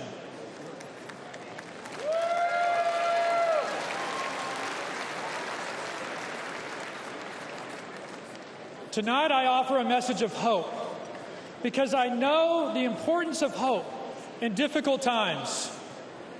On September 4th, 2008, my Humvee ran over a roadside bomb in Afghanistan. The explosion left me drenched in diesel and burning alive. As I neared death, I felt the flames being smothered and heard a voice say, "Sir, I've got you."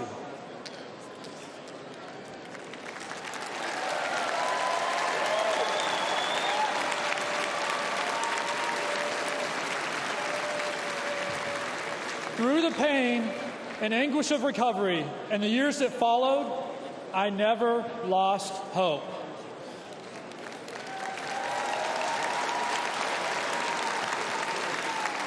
And I stand before you. I stand before you today as a Republican nominee for Senate from the great state of Nevada.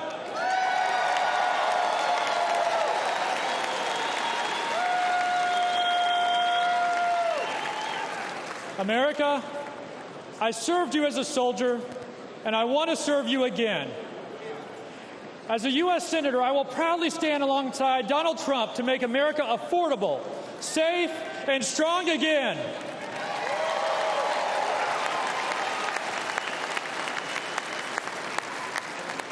We have a tough fight ahead, but it won't be my first. Nevadans are suffering right now. The unemployment rate in Nevada is nearly 25% higher than the national average. The Biden-Harris economy might be fine for millionaires like Senator Jackie Rosen, but it's terrible for Nevadans struggling with inflation and high prices. Yet Jackie and Joe want to raise your taxes while dodging their own. I'll work with President Trump to cut taxes for working families, and end taxes on tips for struggling Nevada service workers.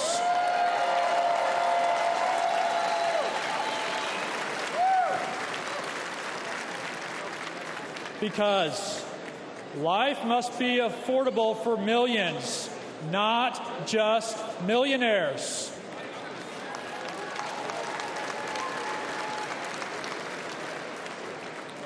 Finally, look at my face. This is the high cost of war.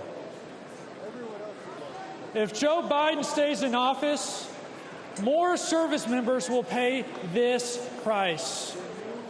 He has brought our nation humiliation, defeat, and to the brink of more war.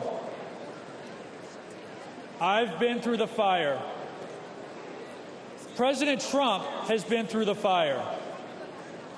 But hope has not been extinguished. It is reignited.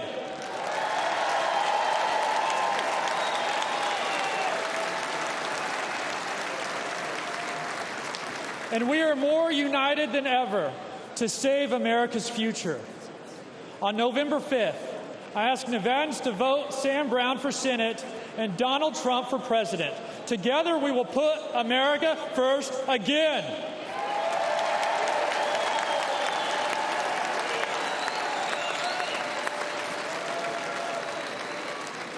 I want to close with those same words I heard on the battlefield that gave me hope. America, I've got you.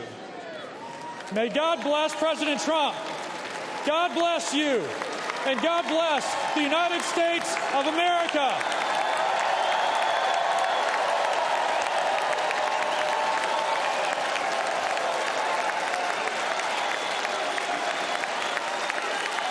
Ladies and gentlemen, please welcome the next senator from Montana, Tim Sheehy.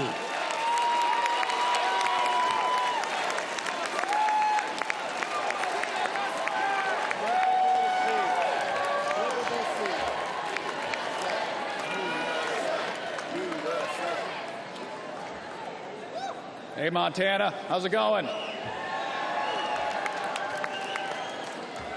everybody, my name is Tim Sheehy. Those are also my pronouns.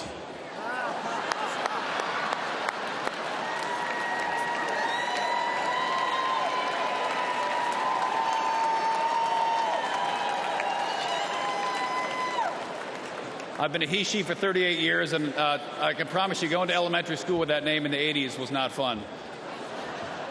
That is a joke, but it also shows the lunacy we're living with in Joe Biden and John Tester's America. I'm a former Navy SEAL. My wife was a Marine.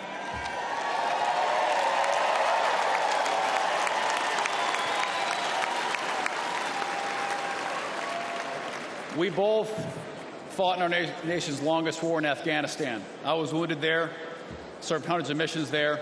We came home to live the American dream in Montana, the great state of Montana, I might add. And we started an aerial firefighting company in our barn. We created hundreds of jobs protecting our public lands and protecting fellow Montanans from devastating wildfires. I fight wildfires for a living, so take it from me, the world is on fire under Joe Biden. Consider for a minute Biden's disgraceful retreat from Afghanistan, when he let our enemies steal billions of dollars of our equipment and kill 13 brave American service members. To this day, there has been zero accountability, none. And that's why I'm running for the United States Senate in Montana, to bring back accountability to our government and beat John Tester, the liberal Washington politician who votes with Biden and Kamala every single time it matters.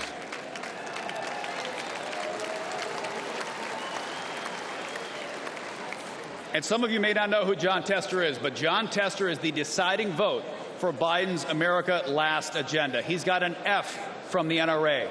He's voted to open our borders, unleash inflation, and he even put a liberal judge on the Supreme Court who can't even define what a woman is. And even drives a Prius in D.C. Yeah. Priuses don't work in Montana, do they? John Tester doesn't represent Montanans. He's a rubber stamp for Biden's failed presidency and extreme liberal agenda, and it's time to retire them both.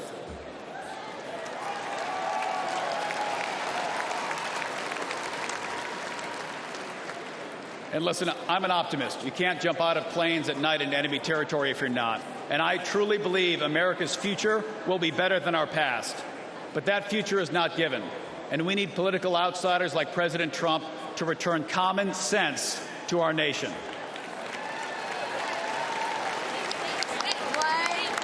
And what Montanans think is common sense is pretty simple. It's not complicated. They want a secure border, safe streets, cheap gas. Cops are good, criminals are bad, boys are boys, girls are girls.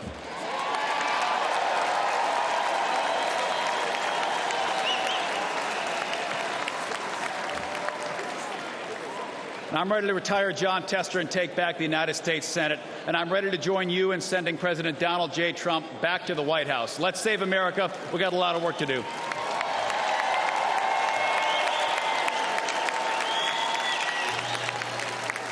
Ladies and gentlemen, please welcome the next senator from Virginia, Hung Cao.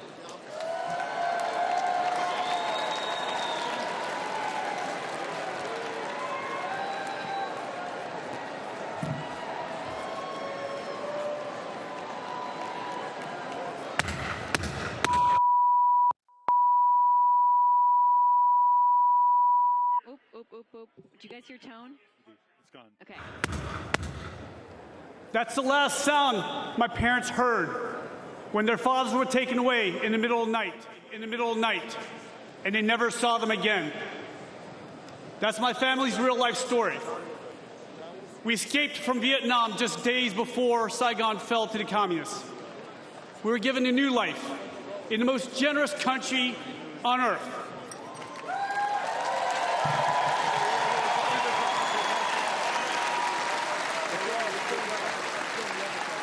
My name's Hung Cao, and America saved my life.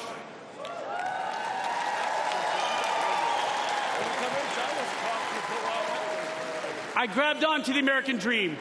I graduated from the United States Naval Academy, but I paid back every dime of that American dream with 25 years of service in Navy Special Operations.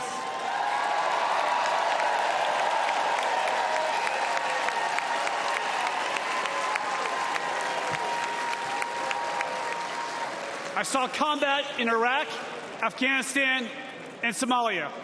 I retired as captain of the United States Navy, and now I stand before you as a Republican nominee for the United States Senate in the Commonwealth of Virginia.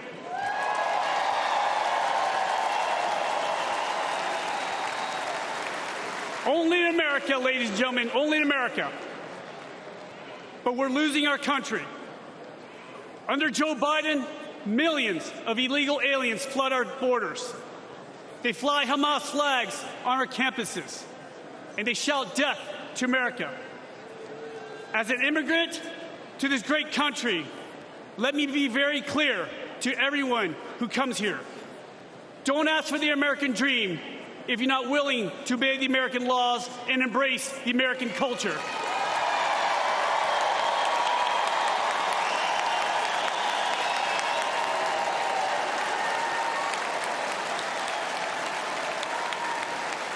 Because I did.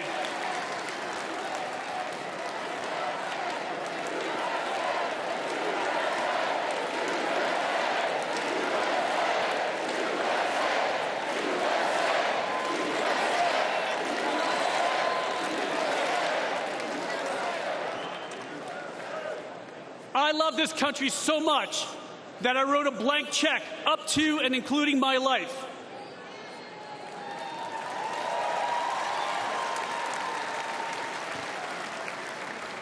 I'm running against Hillary's running mate, Senator Tim Kaine. Kaine is a weak man in a dangerous world. We only have one thing in common. The American taxpayer signed our paychecks for 30 years.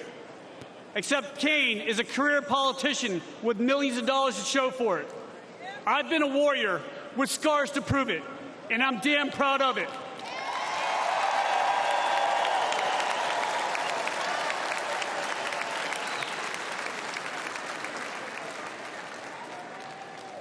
In November, the left will vote for the hatred of one man. We will vote for love. Love of God, love of family, and love for the greatest nation on earth.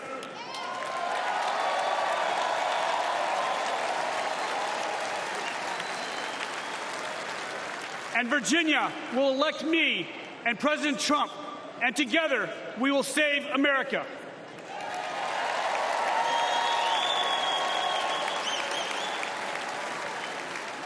My name is Hung Kao. I'm the next senator from the Commonwealth of Virginia, and I'm not done fighting for us.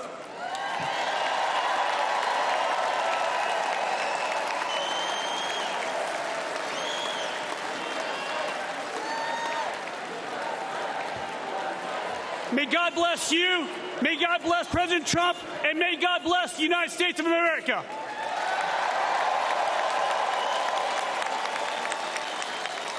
And now, ladies and gentlemen, please welcome United States Senator Rick Scott of Florida.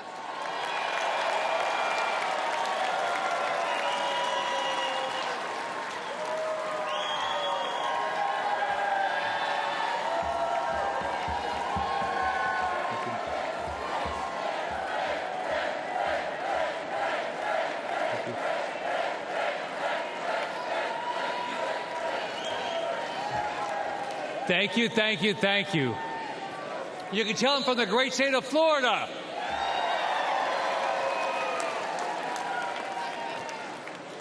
Well, the Democrats couldn't stop him. The media couldn't stop him. The liberal judges couldn't stop him.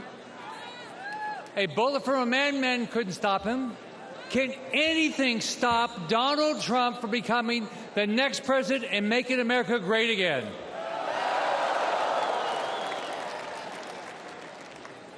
I've known Donald since before each of us ran for office, and it's an honor to be here to do everything I can to get him reelected back in the White House where he should belong every day going forward. Now, like all of you, I'm blessed. I was born to a single mom. I grew up in public housing. I started working at the age of 7. I enlisted in the U.S. Navy at the age of 18. Go Navy. But only because I grew up in America, I was able, like many of you, to come from absolutely nothing to build one of the biggest companies in the world, be the 45th governor of Florida, a U.S. senator, where we have to fight every day to stop the radical Democrats from absolutely destroying our great country.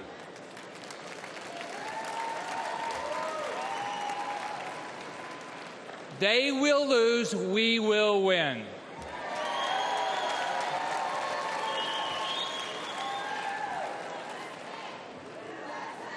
USA, USA. We will win. Now, let me tell you about a dream I had recently. I had a dream and I did some time traveling. I traveled into the future to an imaginary world where actually Joe Biden got reelected. Yeah. So, remember the Christmas Carol, the ghost of Christmas past? Well, in my dream, I met the ghost of Biden's future. So I got to see a Biden second term. Now, it wasn't a dream, it was a nightmare. Mortgage rates skyrocketed to 15%. Only rich people could buy groceries. Gas was $10 a gallon. In my nightmare, Biden and the Democrats erased our southern border and flew so many illegals into our country that the Mexican cartel started getting frequent flyer miles. It was easy for Democrats to rig the elections. They simply allowed all the non-citizens to vote. America did nothing to protect Israel from terrorists or to stop China from invading Taiwan. Now, do any of you think this is far-fetched? No. If you do, you haven't been following it. Biden and the Democrats are doing everything they can to tear down this great country and rebuild it in their woke, radical image. Their dream's not new. It's an old, evil idea that has failed every time it's been tried. It's called socialism. And Donald J. Trump will not let socialism happen in this country.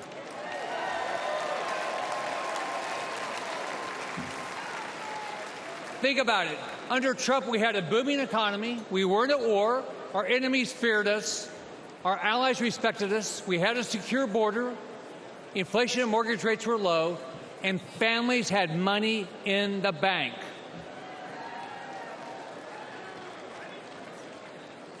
Donald Trump has given up a lot for this country. His family's been slandered. He's been impeached, censored, treated as a criminal, all because he never backs down.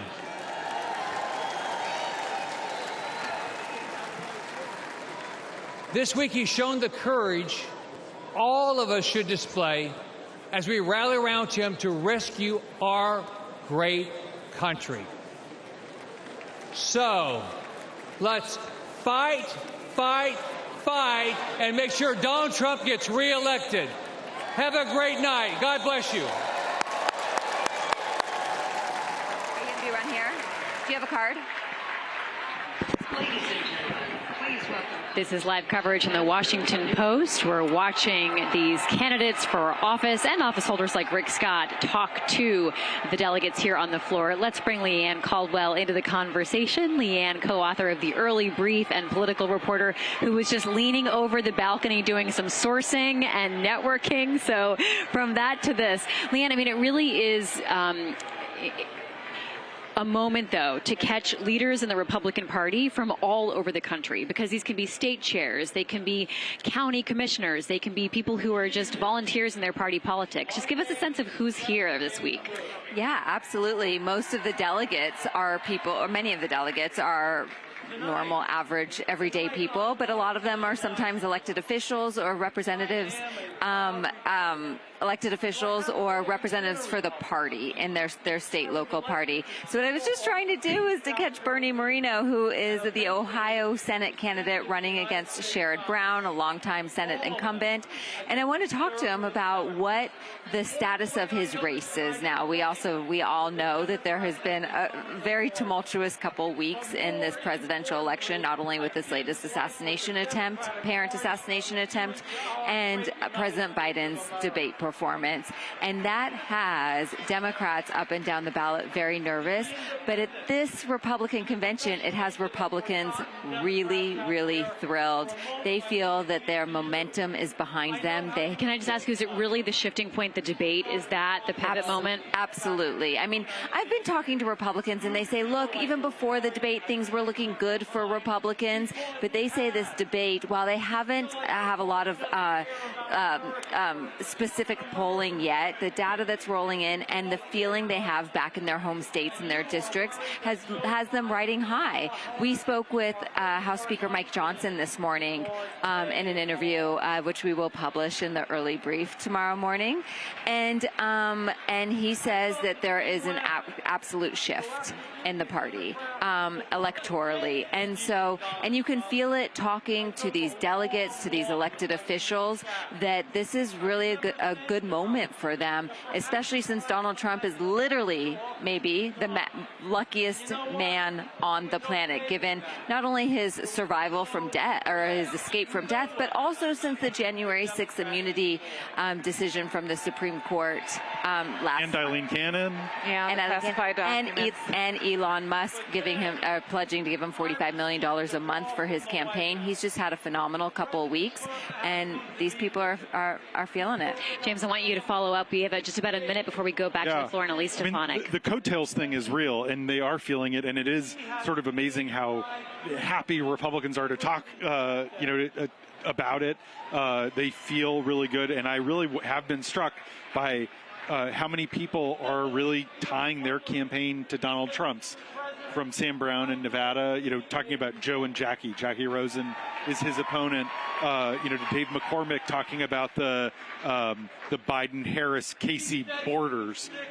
This is something that, if Trump is able to run the table in these swing states, and there's a lot of red states with Senate races, you really could see a scenario where Republicans pick up 5, 6, 7 seats in a real landslide. The fact that Hung Kao was talking, who's running against Tim Kaine, it shows that they think that maybe that race could come online if Virginia is competitive, and if Joe Biden loses Virginia, Tim Kaine is maybe safer than Biden because he has name ID and he's a former governor, but he could be in real danger, and that's why these speeches tonight are so significant.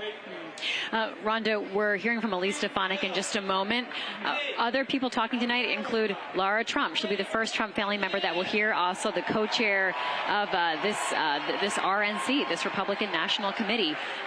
What is the messaging tonight? The messaging tonight is just incorporating this sense of energy that the Republican Party feels they have right now, like we've all been talking about. I have to jump on the Senate candidates train. I know. Please, I'm ready. It is. Rhonda's been so excited to hear from the Senate candidates all week. Yes, I've said that off camera that I'm excited to Senate candidate night. If you would have asked me a year ago, it was Ohio and it was Montana that were the two races that were in play when it came to who might have the power in the Senate. Now we have Nevada. We also have Michigan as a toss-up too, and you are feeling these other states that may not have had, so much momentum behind them. These candidates are also feeling it too. And West Virginia's a gimme. Oh yeah, that too. So, they are feeling that momentum. I would add that, yes, it is the debate, the post-debate. It's also the kind of dysfunction we're seeing a little bit with the Democrats trying to figure out if they want to keep Biden. But it is also that sense of the top of the ticket feels invincible, and they're going to latch on to that. So that's what we're really feeling right now. I just had to get that in. But yes, Lara Trump. Let's I have there. more. We have all night to talk about Lara Trump. So let's go back now to the floor where we're hearing Elise Stefanik address the delegates. Good evening, Milwaukee.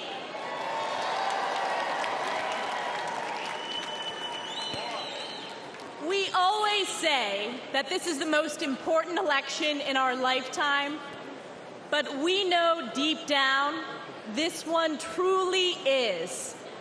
Our Constitution and the soul of our very nation are on the ballot. Under Joe Biden, the American people have suffered crisis after crisis. From the Biden border, the most wide-open border in our nation's history, to Bidenflation, the highest rate of inflation in my lifetime, devastating hardworking families with skyrocketing prices for groceries, gas, and utilities. To Biden's violent crime crisis, fueled by Democrats' pro-criminal sanctuary cities and defund the police policies like we have seen in my home state of New York. All while corrupt Democrat prosecutors and judges wage illegal and unconstitutional lawfare against President Trump in an effort to do Joe Biden's political bidding. And around the world, the feckless and failed Joe Biden has caused chaos, weakening our national security.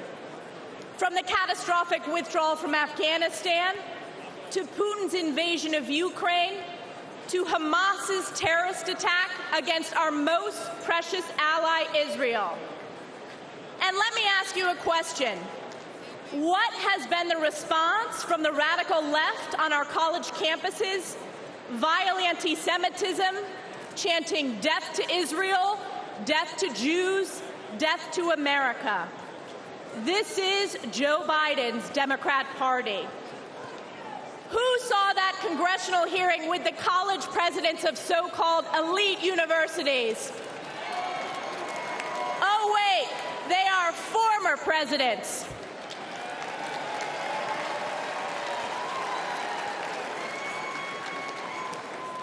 I asked one simple question at that hearing. It was not a political question. It was a moral question, and that was this. Does calling for the genocide of Jews violate your university's code of conduct? And one after the other, said it depends on the context. Let me tell you, America knows it does not depend on the context.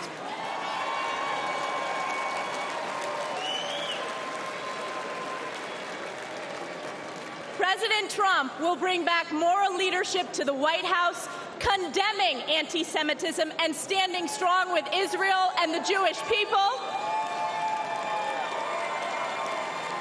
President Trump will once again deliver the most secure border in our nation's history and unleash the American economy.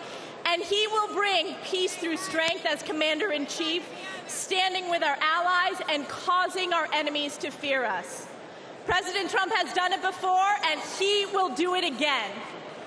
This November, we are counting on you, we the people, to save America by electing President Donald J. Trump.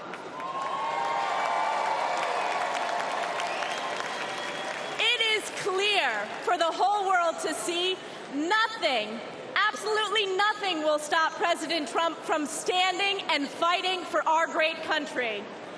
And I have been proud to always stand in the breach during the toughest moments for President Trump, from leading the charge against illegal impeachments, to standing for election integrity, to unifying House Republicans, to proudly being the first member of Congress to endorse him for re-election. And as we embark on the difficult path ahead to save America, call upon Galatians 6:9.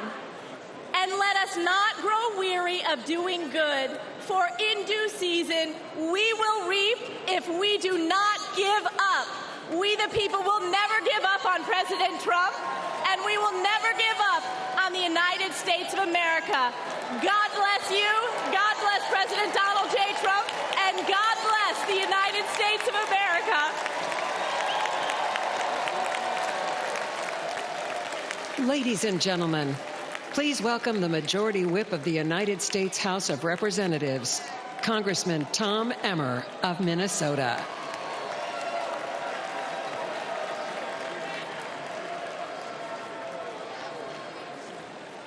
How about that, Stefanik? Thank you. Thank you. I'm Tom Emmer, a proud American and a proud Minnesotan, and the Majority Whip in the United States House of Representatives. In 2022, Americans elected our House Republican majority to stop the Biden-Harris agenda. In spite of having one of the smallest majorities in history, House Republicans have held the line. We fought back against the Democrats' reckless spending that imposed record-breaking inflation on the hardworking Americans. We passed bills such as the Lower Energy Costs Act and the Rein-in Inflation Act to counteract Joe Biden and Kamala Harris's failed economic agenda and to restore some fiscal sanity to Washington.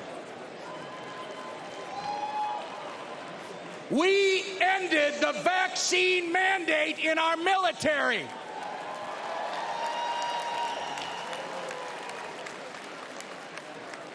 We passed over a dozen bills gutting specific Biden-Harris regulations. We passed the Parents' Bill of Rights. We investigated the Chinese Communist Party. We stopped the D.C. crime bill that would have made our nation's capital simply too dangerous to visit. And we passed the strongest border security bill in decades.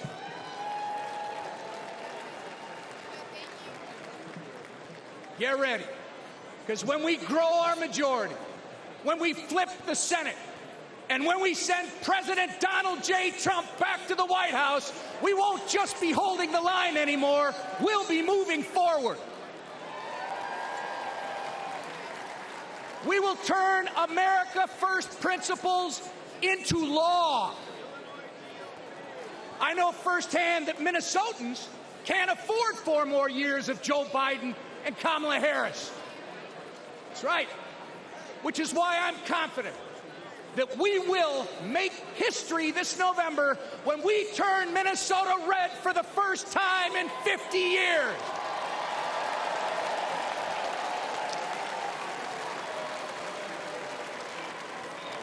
The Democrats' disastrous record on crime, trade, and regulation has ruined the lives of countless Minnesotans. When Minneapolis was in flames and businesses were in ruins, Kamala Harris encouraged and enabled the criminals and the rioters. Oh, it gets worse. She even promoted a fund to release the criminals from jail. It doesn't get reported much in our media, but one criminal Kamala Harris freed in Minneapolis went on to murder a man in St. Paul, Minnesota. Donald Trump stands with the people and the police, our men and women in blue, not with the criminals and the rioters. Donald Trump also fought for Minnesota workers and farmers, fighting back against Chinese trade abuses, ending NAFTA and replacing it with the USMCA.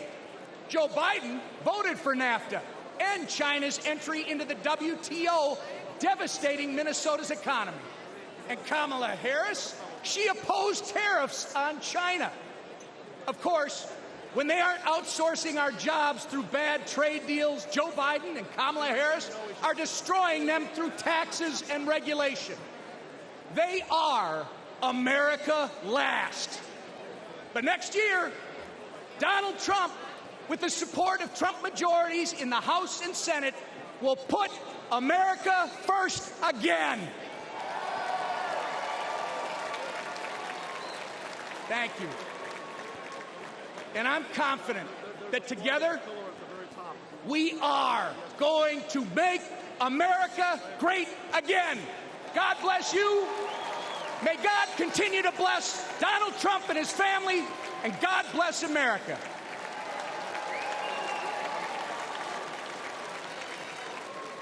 Ladies and gentlemen, please welcome the Majority Leader of the United States House of Representatives, Congressman Steve Scalise of Louisiana.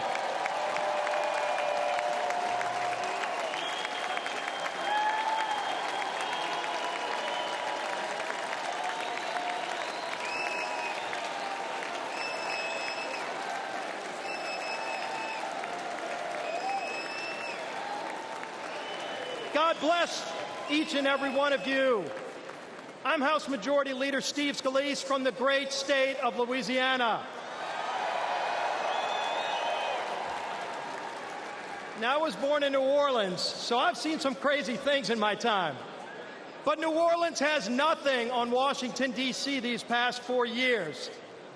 Joe Biden and Kamala Harris have spent your tax dollars trashing America's finances in ways no sane or sober-minded person ever would. Let's talk energy. They've eroded the American energy dominance that President Trump delivered. Joe Biden approved the Nord Stream pipeline for Russia, but he killed the Keystone pipeline here at home. Thousands of American jobs gone. It doesn't end there. Biden let Iran and Venezuela export their oil, but he stopped liquefied natural gas exports here in America.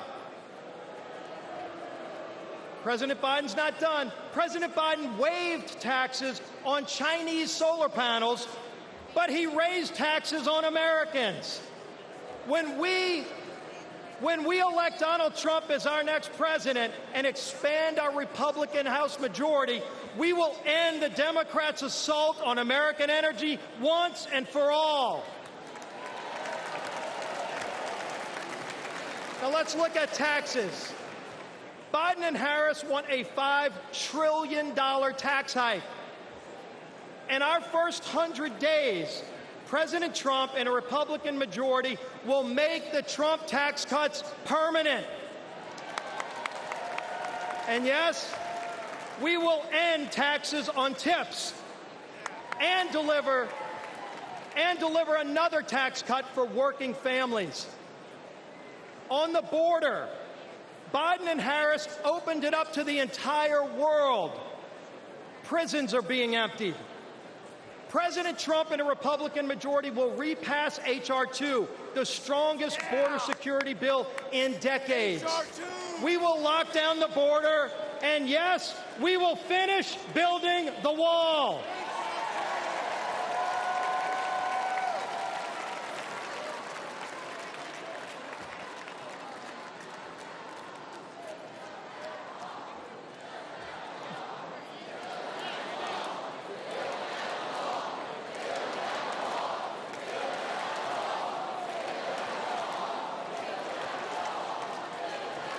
On voting, our most sacred right as citizens, voting. Biden and Harris want illegals to vote now that they've opened up the border. Republicans will repass the SAVE Act to block illegal aliens from voting in our elections. On foreign policy, Biden and Harris brought us weakness and war. President Trump and a Republican majority will begin rebuilding our military and will end the woke indoctrination in its ranks. We will restore American power and peace. On education, Biden and Harris opposed school choice. They actually investigated parents at school boards. President Trump and a Republican majority will pass legislation expanding school choice and will repass the Parents' Bill of Rights. Parents should be free to choose what their children are taught and where. Now, lastly, I need to say something about Saturday's attempt on President Trump's life. Many of you know I was the survivor of a politically motivated shooting in 2017. Not many know that while I was fighting for my life, Donald Trump was one of the first to come console my family at the hospital.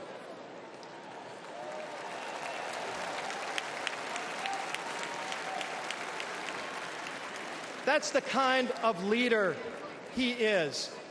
Courageous under fire. Compassionate towards others. Let's put Donald Trump back in the White House this November so we can make America great again. God bless you. May Donald Trump continue to receive God's blessing, and God bless these great United States of America.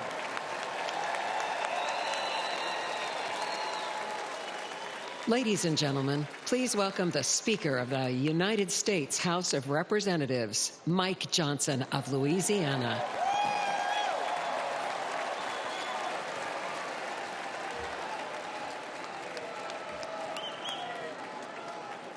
Good evening, my friends. What an amazing crowd, and what a great time it is to unite our party and to send President Donald Trump back to the White House. That's what we're going to do. But we're not just uniting as Republicans. We're uniting today as Americans in the wake of the assassination attempt on the life of President Trump. Everyone hear me clearly and listen to me at home and make no mistake. The House is conducting an immediate and thorough investigation of these tragic events.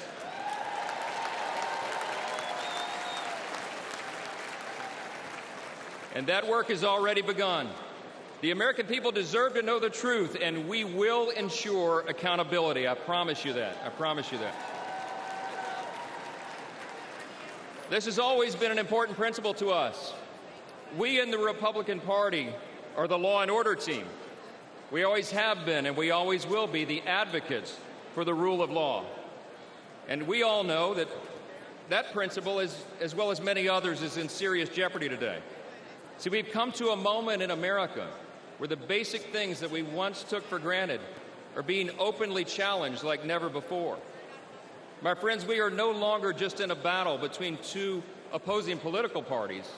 We are, but it's not just ours versus D's anymore. We're now in the midst of a struggle between two completely different visions of who we are as Americans and what our country will be. The Republican Party stands for the foundational truths that made America the greatest nation in the history of the world. We are the most free, the most powerful, the most benevolent nation that has ever been. It's not even close. It's not even close. But we have no guarantee that this grand experiment in self-governance can endure unless we respond to the call to keep it. 248 years ago, we boldly proclaimed in our Declaration that all men are created equal, not born equal, created equal, and that we're endowed by our Creator with certain inalienable rights. See, we understand that our rights do not come from government, they come from God.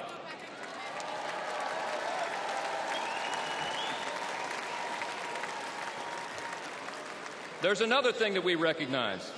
We recognize that we are made in His image. And because of that, every single person has inestimable dignity and value. And your value is not related in any way to the color of your skin, what zip code you live in, where you come from, what your talents are, or what you can contribute to society. Your value is inherent because it is given to you by your Creator. That's what we stand for.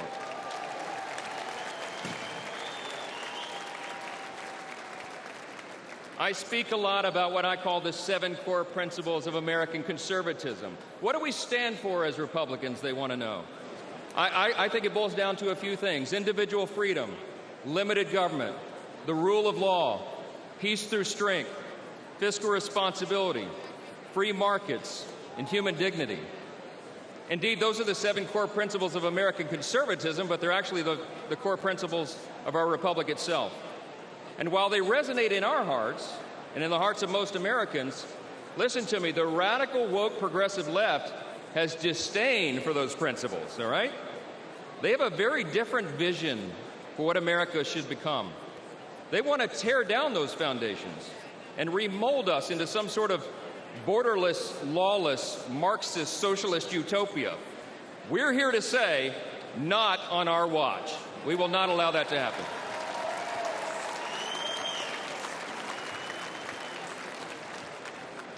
It was just 3 weeks ago that Kelly and I dropped off our oldest son at the Naval Academy. That's right. In 4 years, he'll graduate, and he'll join the 1.3 million active duty service members who bravely defend our country.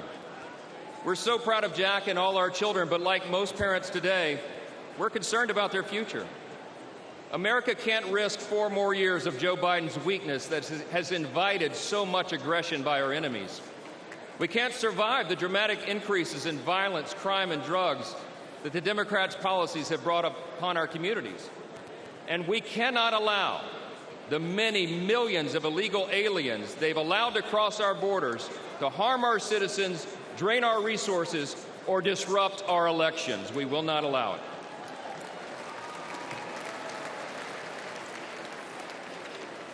My friends, we're watching the principles of faith, family, and freedom that once defined our nation now being trampled underfoot by the radical left. As President Trump raised his fist and gave a rally cry on Saturday, now is our time to fight, and we will.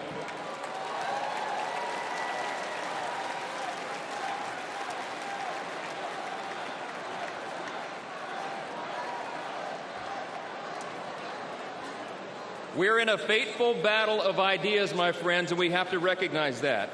But in this battle, and in November, the American people will reject the party of self-destruction, and they will elect the party of peace and prosperity and opportunity. The GOP will grow our House majority, we will take back the Senate, and we will return Donald J. Trump to the White House.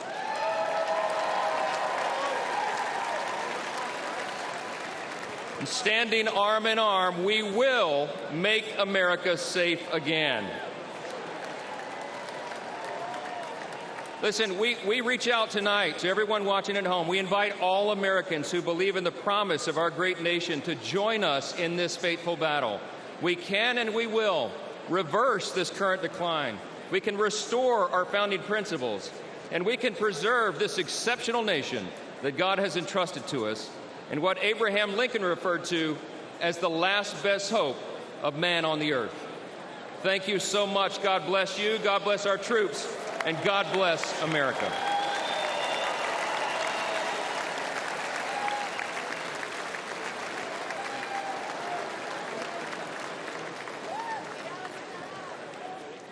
Ladies and gentlemen, Now please welcome businessman Vivek Ramaswamy of Ohio.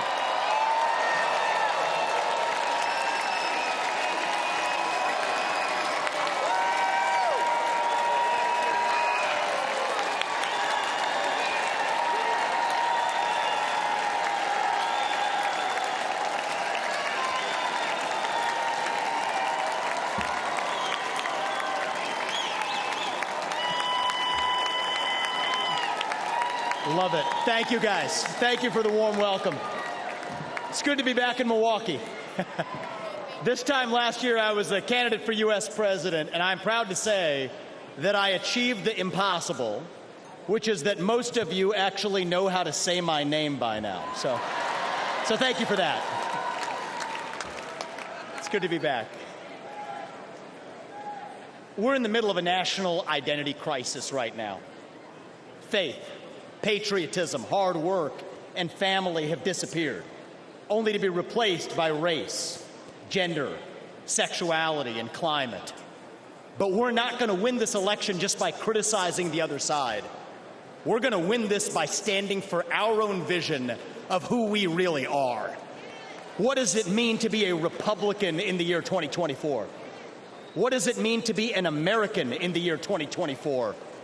It means we believe in the ideals of 1776. It means we believe in merit, that you get ahead in this country, not on the color of your skin, but on the content of your character and your contributions. It means we believe in the rule of law. And I say this as the kid of legal immigrants to this country. That means your first act of entering this country cannot break the law. That is why we will seal the southern border on day one. Thank you. It means the people who we elect to run the government ought to be the ones who actually run the government, not unelected bureaucrats in the deep state. These are not black ideas or white ideas. They are not even Democrat ideas or Republican ideas. They are American ideas that we fought a revolution to secure. And the man who will revive these ideals in the United States of America is your next president, the 47th president of the United States, Donald J. Trump.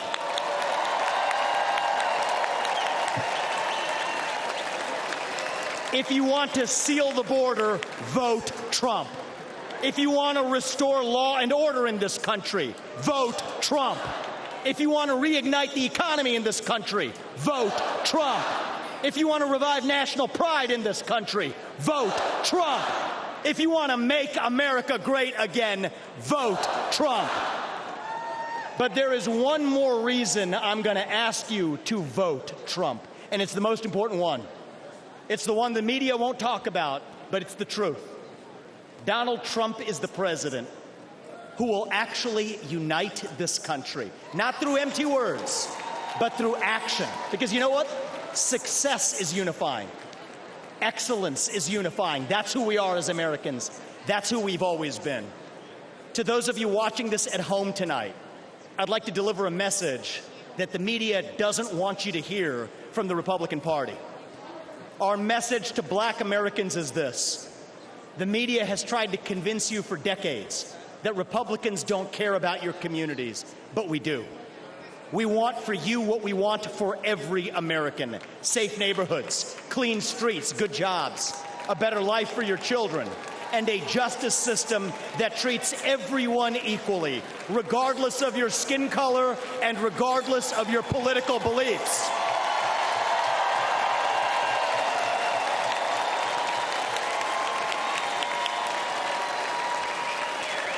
Our message to every legal immigrant in this country is this: you're like my parents.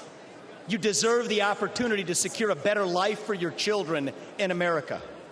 But our message to illegal immigrants is also this: we will return you to your country of origin, not because you're all bad people, but because you broke the law. And the United States of America was founded on the rule of law.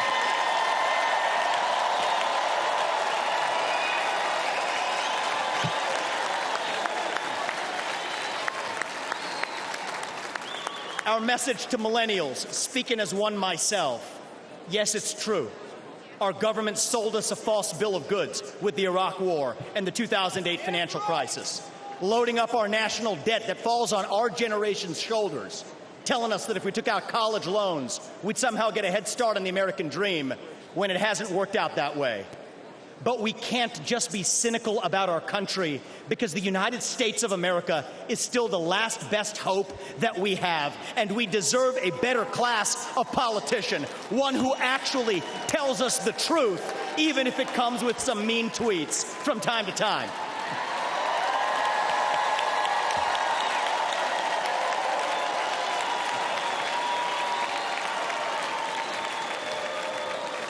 And our message to Gen Z is this: you're going to be the generation that actually saves this country.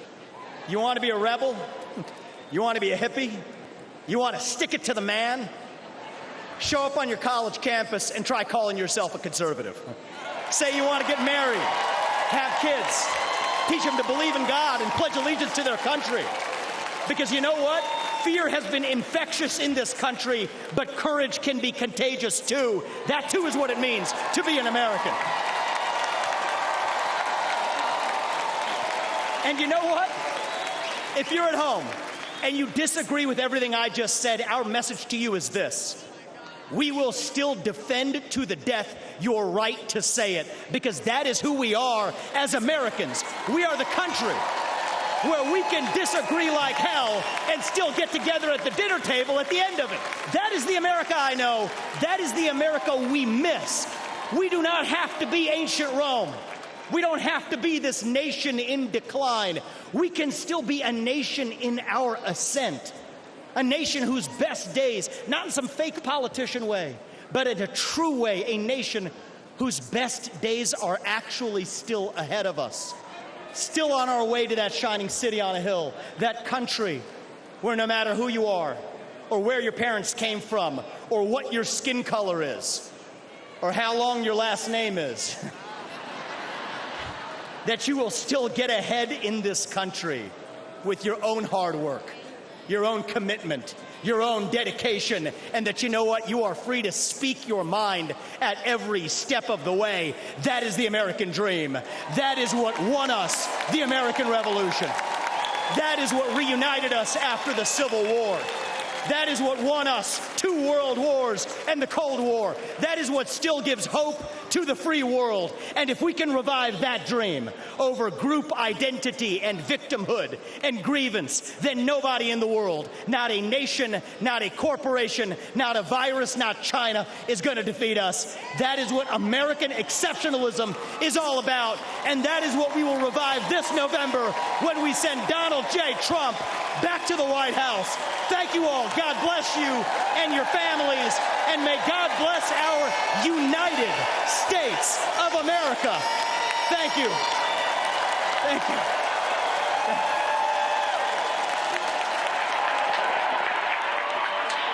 Vivek Ramaswamy getting a hugely warm reception from this crowd at the Republican National Convention. Let's go to our colleague Rich Matthews. He's here at the Pfizer Forum. Rich? Hey, Libby, I'm here with Benny Rosenberger, who is a delegate from New York. And Benny, what have you heard so far during this convention that you like, that you've wanted to hear? The return to lawlessness, back to our basics of the Constitution, which our founders had intended.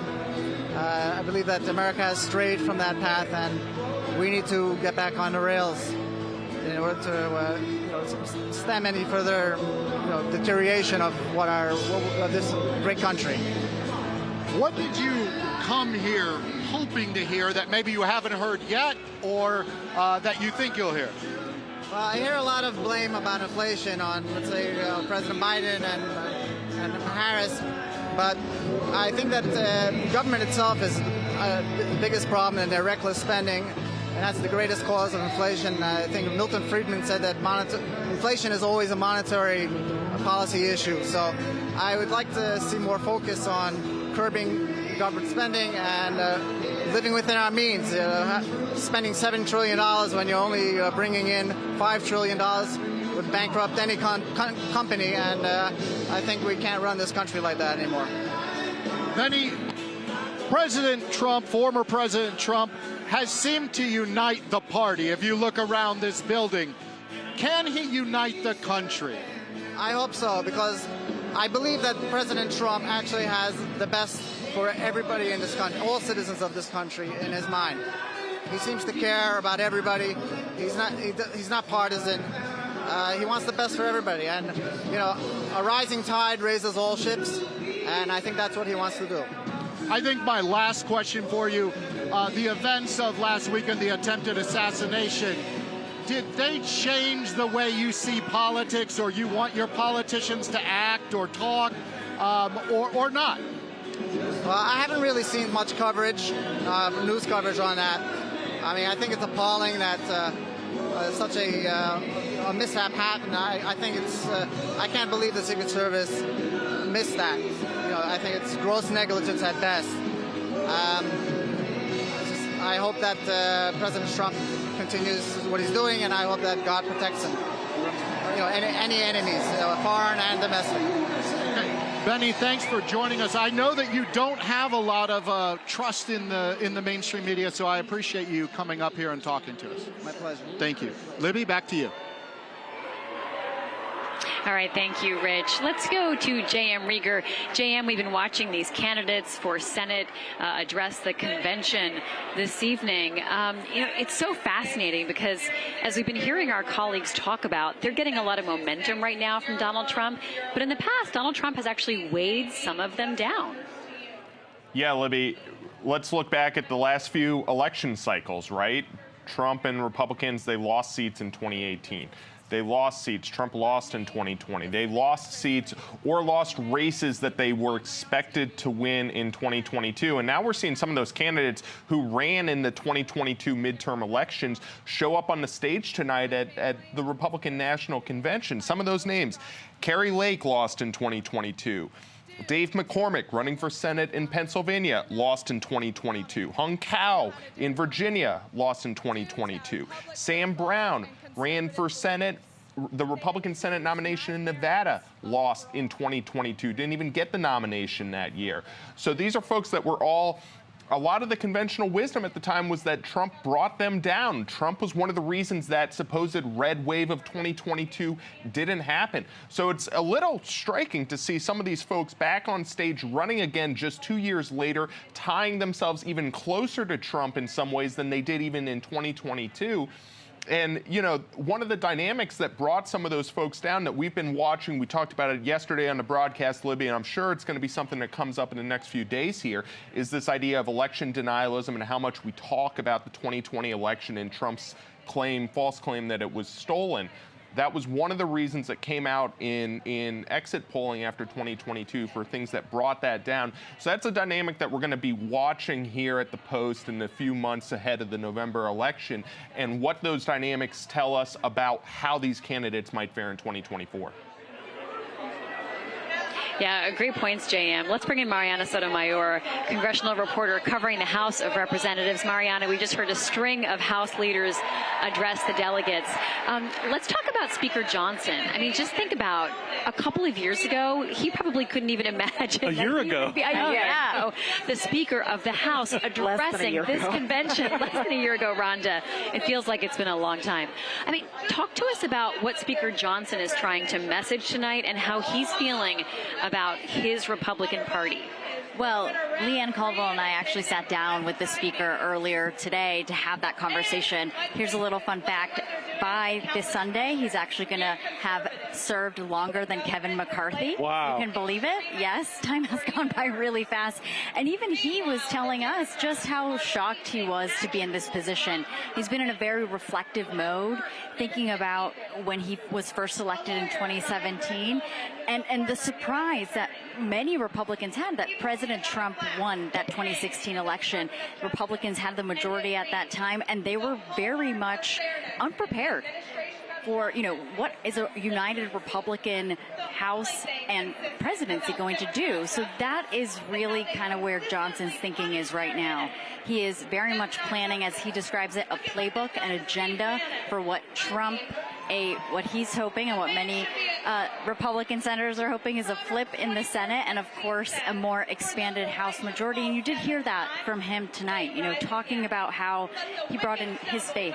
He talked about what he says are like the 7 principles of conservatism. That has been more or less his guiding light. But as we heard from not just Johnson, a number of the other Republican leaders, Scalise was actually probably a little bit more pointed of like, here's exactly what we're going to be doing. A number of bills that the Republicans were able to pass this year on borders, or last year on border security, Parents' Bill of Rights, they're hoping that the Senate flips so that they can actually make sure that lands on President Trump's desk. So they really are thinking at this point in time, what can we do if we have the trifecta? And there's a lot of enthusiasm that they're feeling post-debate, of course, post-Trump's assassination attempt, to try and get all of that done. Yeah, Rhonda, Speaker Johnson hasn't experienced a Republican Senate or a president from his party in the White House. He may have gotten a taste of what it could be like as a regular old House member with the most sort of generic name ever, Mike Johnson. But now with that speaker in front of his name, how could this moment really change for him? 4 years ago. Well, there's a lot of momentum behind him. At least that's what they're feeling here in Milwaukee. I was really struck, too. If you need a barometer of how House Republicans are feeling right now, I think it was looking at those speeches from Emmer and the Speaker, as well as Elise Stefanik. Even physically, they seem so enthusiastic, smiling more than many times we see them on the Hill. So I think they really are feeling this moment. They feel they can utilize this to grow their chances at taking the House, or keeping the House, rather. Again, it is a slim margin that they've held, and he's had to preside over a divided caucus. He's had early exits of Republican members who said they were retiring, and then, by the next week they were gone. So this has really been a raucous party for him. But right now it feels like he thinks that the wind is behind them right now and that they can use this. It's truly fascinating to watch this, to see how enthusiastic these folks are feeling when we've covered so many moments this year of Republican infighting. I'm remembering the weeks where, before we had a Speaker Johnson and no one knew who would be the Speaker, Republicans were in the hallways saying our party is broken. They were saying the quiet parts out loud. And then you fast forward less than a year later, they're thinking about their odds of keeping the House. So it's really stunning. And the attention has totally turned to the headline of Democrats in disarray, not Republicans. Yeah. Let's go to Jorge Ribas. Jorge. Hi, Libby. So I've been out here talking to some delegates, really just kind of getting a feel for what they've heard, what they've liked, what they haven't heard that they wanted to. And one of the interesting conversations I had was with 2 delegates that were here from California. They said they really wanted to hear more about schools, about school choice. They were school choice advocates. They wanted to hear more about getting parents involved in public school education more. They really wanted to hear more speakers talk about gender ideology. They were against that. They were against some of the recent laws that Gavin Newsom had put in place in California. That was something they wanted to hear more of. Overall, they were pleased with what they had heard throughout the convention. I also talked to a delegate from Montana, and I asked her, one of the things we haven't heard too much about during this convention is abortion, and whether she wanted to hear people talk about that. And she said no. She said that the issue had been settled by the courts. She didn't think it was something that they needed to bring up at the convention, that it should go back to the states. I talked to her about how there had been some pro-life groups who were angry at the Republicans for not putting that on the platform, and she said that was something that she didn't want to hear. She didn't think it was something that needed to bring up. She thought it was a divisive issue that the Republicans had to get passed. And then I talked to some other delegates. There were some here from McAllen, Texas, and they were excited about some of the speeches tonight. They wanted to hear a lot more talk about the economy, about inflation. They thought that was something that really could drive some moderate Republicans and some people in the middle to vote for Trump this fall. So they wanted to hear more about that, but they were happy. They were excited to hear Marco Rubio. They were happy to hear Nikki Haley. They wanted to hear what she had to say. They said that they didn't support her in the primary, but they were excited to hear what she was going to say. So it's really just an interesting mix of hearing people what they wanted to say, what they wanted to hear tonight, and what they were pleased with. Another thing I'll note is I asked everyone I talked to what they thought about Trump's vice president pick and J.D. Vance. And one person, the delegate I talked to in Montana, said to me that she didn't hear about Vance before this, and she wanted to read up on him. And I had another delegate from California say that she wasn't familiar with Vance either.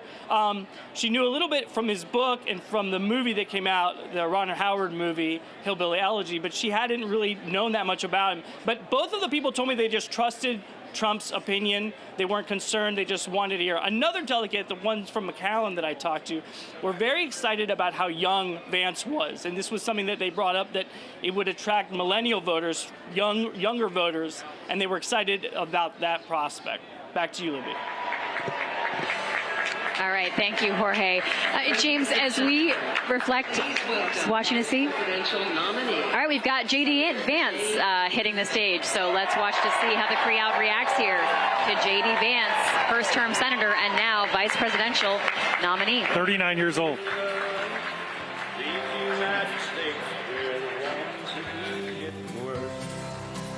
Let the rest of the world help us for change. Let's talk about Vance and sort of what he brings to the ticket here. You know, mostly what we're hearing from delegates is like, yes, I like him because Trump likes him, James. They don't seem to have a whole lot of opinions about him himself yet. And I should say, you know, I was just walking around and 4 different Republicans that I know stopped me in the hall to be like, ugh, I wish it hadn't been Vance. So I think delegates are outwardly excited. Right behind us is Ohio, near us somewhere. And yeah, they're right there.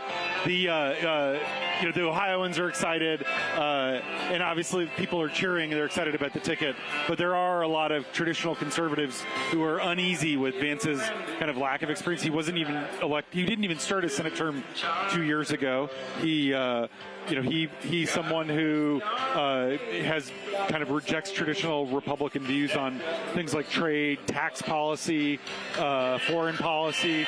But people here, he is now coming right up, waving at the crowd at the top of the stairs. Mariana, what are you hearing people say about the J.D. Vance pick? You know, I've actually heard from a number of House Republicans. No one probably more important in trying to help make sure that Republicans keep the House than Richard Hudson. He's the chairman of the NRCC. He's actually very excited about J.D. Vance. And the reason why is because there are already certain swing districts in play in Ohio. He really thinks that Vance is going to be able to turn out Republican voters to make sure that those seats flip. And he also thinks it'll bleed into surrounding states like Wisconsin, Michigan, and even Pennsylvania.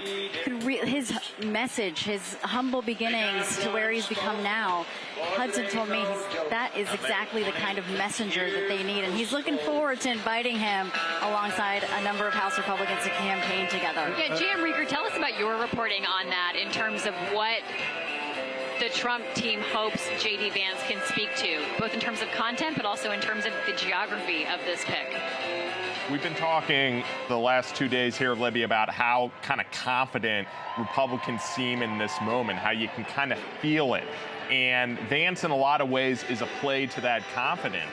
If we look at the Washington Post polling average, the states that are statistical ties right now are the blue wall states. Trump leads in the other battleground states in the Washington Post polling average. So Vance, the thinking from the Trump team is that Vance can play in Michigan, Wisconsin, Pennsylvania to rural voters, to voters who maybe don't vote as frequently, and kind of play up, kind of his blue collar persona, if you will, and pull some of those voters out, get some of those voters onto, the Trump side.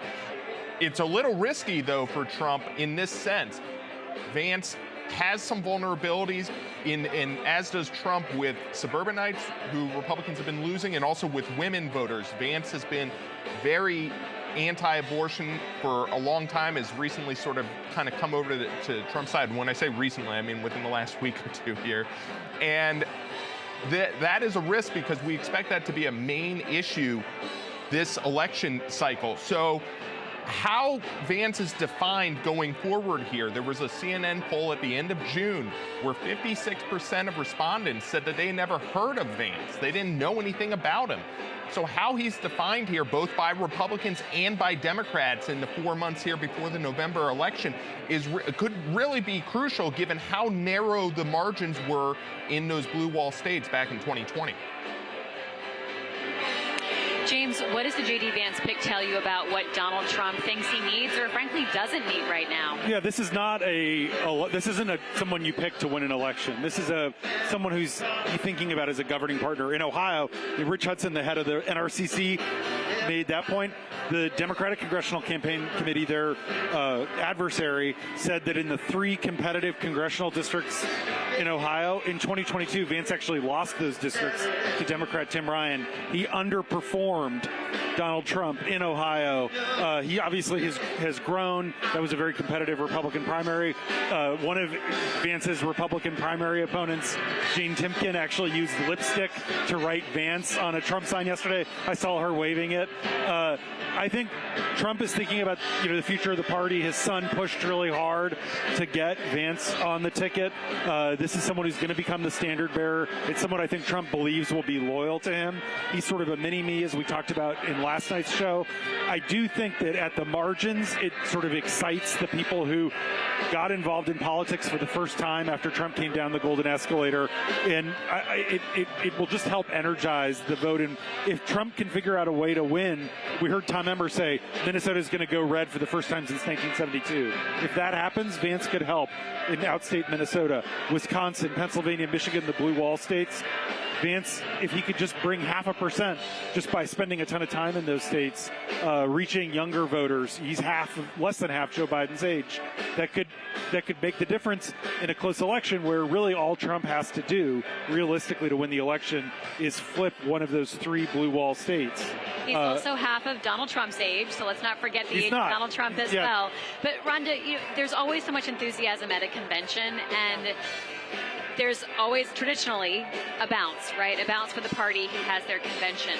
But this year it's going to be so hard to tease out, I think, what is changing people's perspective, if it does at all, because we're hitting this incredible string of news from what the FBI says was an assassination attempt on Donald Trump's life, now the convention, the VP pick being unveiled at the convention, which is not typical.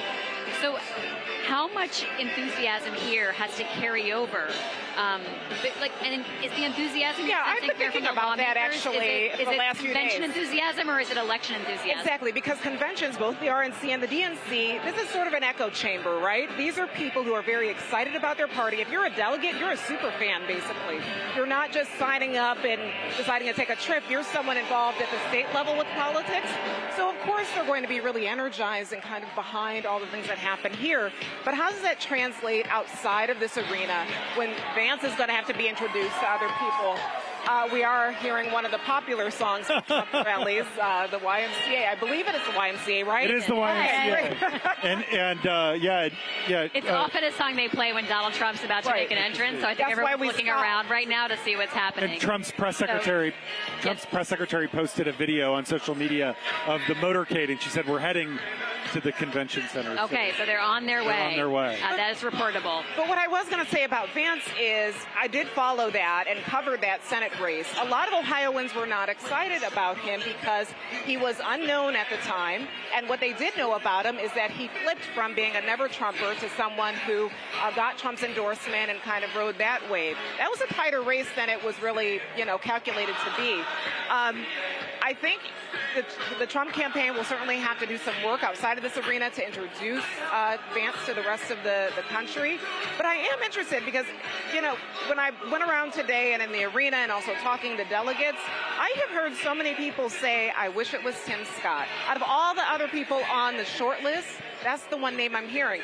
So I was thinking, is there kind of a miscalculation or underestimation from the Trump team of what a Tim Scott would have brought or an Elise Stefanik? I mean, I think that the pick of J.D. Vance was designed to make Donald Trump happy, right? So often as a politician, you're thinking about what constituent group is this going to make happy, and in this case, it's making Donald Trump happy.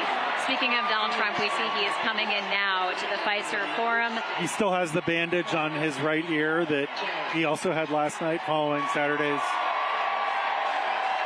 shooting.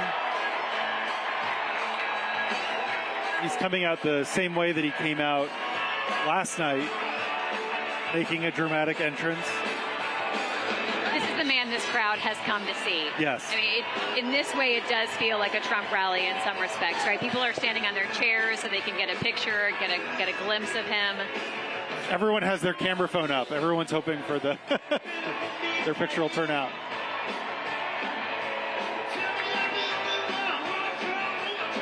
And it was interesting hearing some of the House speakers embrace the fight, fight, fight that we heard the crowd chanting last night.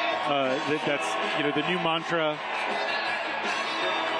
Mariana, how shaken or relieved are members of Congress that you're talking to about the outcome of Saturday's attempted assassination? And we have to keep remembering, of course, that one man died, 2 others very injured, but that Donald Trump survived that. What are you hearing from them? I just hear from so many members that it was a miracle. I mean, they're really shocked by this development. And, talking to Johnson, he was very reflective of this. Obviously, the speaker is a man of great faith. And the speaker actually had an incident at Mar-a-Lago with his 2 sons that he brought up in our interview, where his 2 sons almost drowned in the ocean.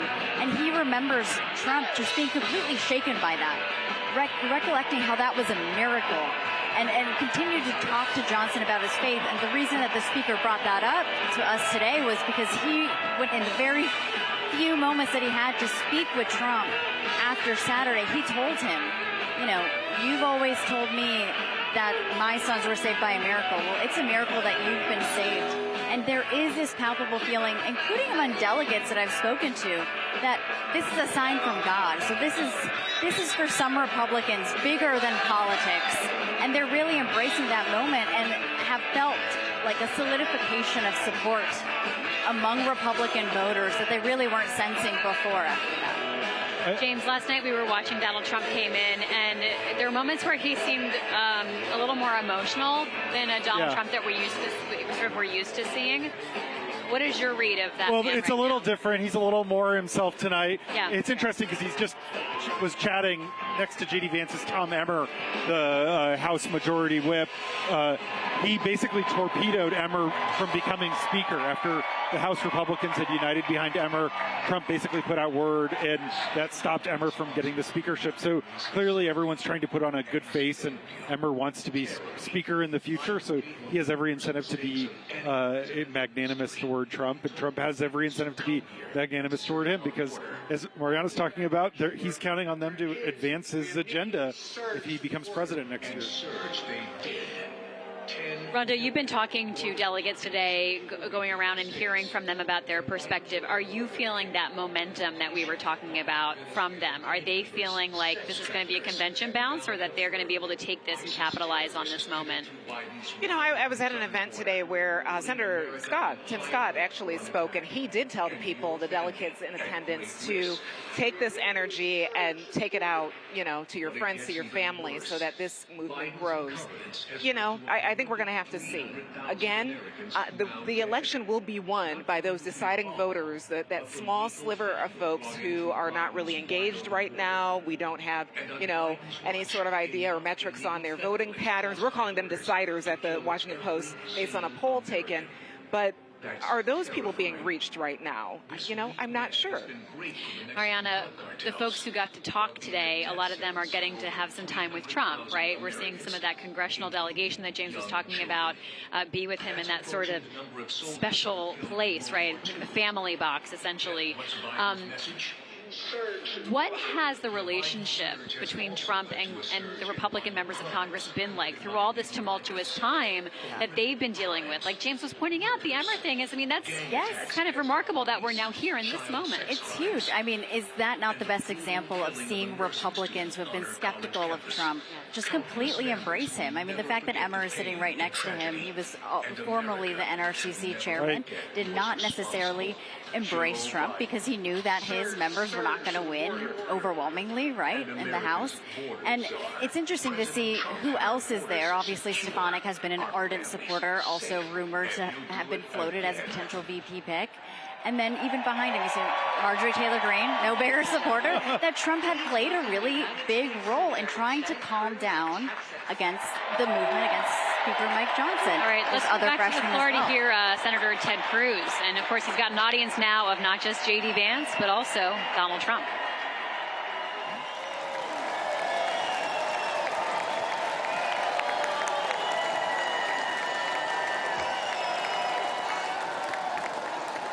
God bless Donald J. Trump.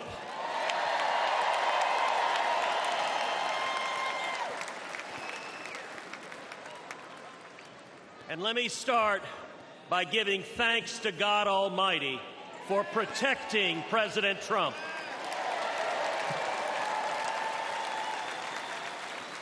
And for turning his head on Saturday as the shot was fired. Together we lift up in prayer all of our leaders for protection. And our prayers are in particular with the family of Fire Chief Corey Comparatore and the others injured on Saturday.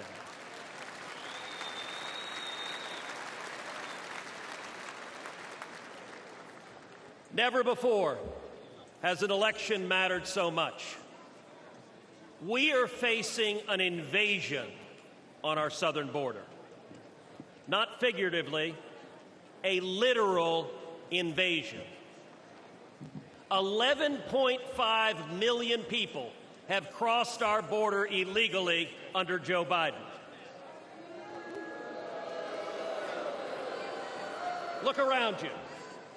This arena holds about 18,000 souls. Now imagine 639 arenas just like this, filled to the brim. That is 11.5 million people, larger than all but 8 states in the nation. But the numbers don't show us the true price that our country is paying. Every day, Americans are dying. Murdered, assaulted, raped by illegal immigrants that the Democrats have released. Teenage girls and boys wearing colored wristbands are being sold into a life of sex slavery. This is evil and it's wrong. And it is happening every damn day. Think of Kate Steinle. She was 32, walking with her father on a San Francisco pier when a bullet tore through her heart. The man who fired that gun, he'd been deported 5 times. Every damn day. Think of Laken Riley. Just 22 years old, a nursing student with dreams of healing others. She went for a jog and never came home. Her life taken by someone who should have never been here. Every damn day. Or Rachel Marin, a beautiful mother of 5, raped and murdered in suburban Maryland by an illegal immigrant the Democrats released. Every damn day. Or Jocelyn Nungary, only 12 years old. It was just 1 month ago today that she was brutally raped and murdered in Houston by 2 men who were supposed to be detained and monitored, but instead released and allowed to roam free. Every damn day. These aren't just stories or statistics. They're our daughters, our sisters, our friends, the families don't care about the empty numbers. They care about the empty chairs at the dinner table, about the voices they'll never hear again, about the laughter lost, and about the dreams that will never be fulfilled. I've sat with these families in living rooms where the silence is so loud that it hurts, where photo albums are opened with trembling hands. How did we get here? It happened because Democrats cynically decided they wanted votes from illegals more than they wanted to protect our children.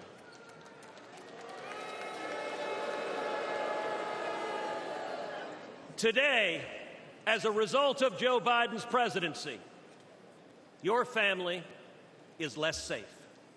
Your children are less safe. The country is less safe. But here's the good news. We can fix it. And when Donald Trump is president, we will fix it.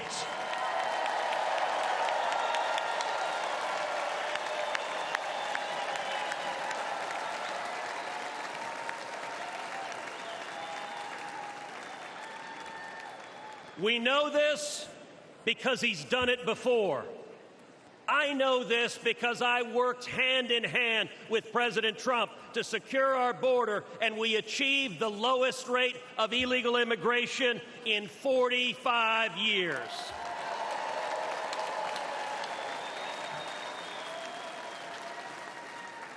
It's real simple. He's done it before, and he'll do it again. So tonight, I speak for Kate and Laken and Rachel. Tonight, I speak for Jocelyn. And let us go forward together and keep our sacred oath to defend the Constitution and to protect the American people. Let us secure our borders, enforce our laws, protect our children, and restore the future.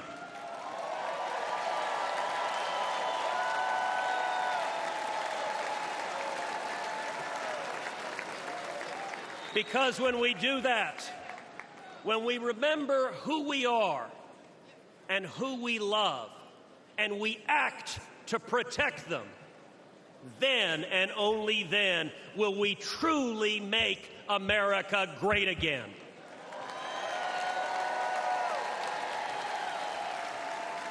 Thank you. God bless Texas, and God bless the United States of America.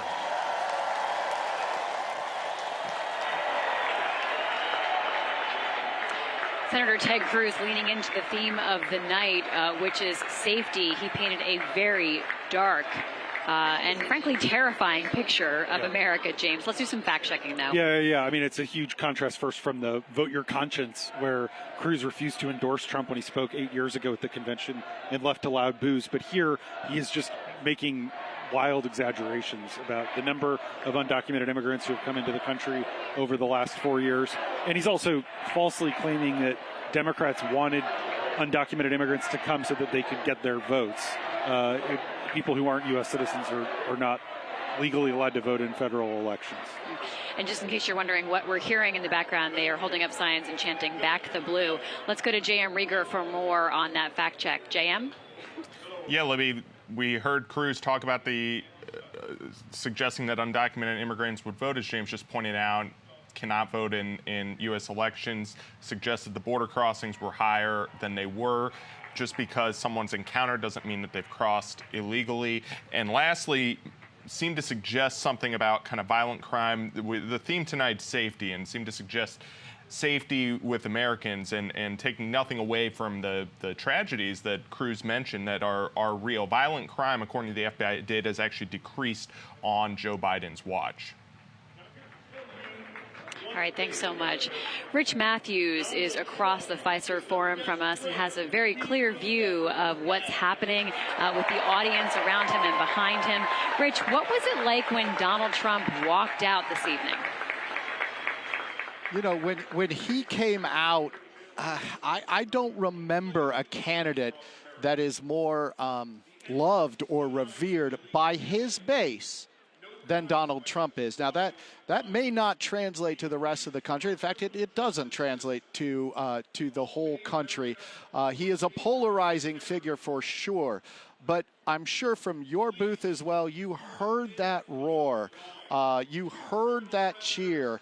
And it hasn't always been this way. Remember, just back to Iowa, Donald Trump won Iowa by a landslide, but still nearly 50% of voters there voted for someone else.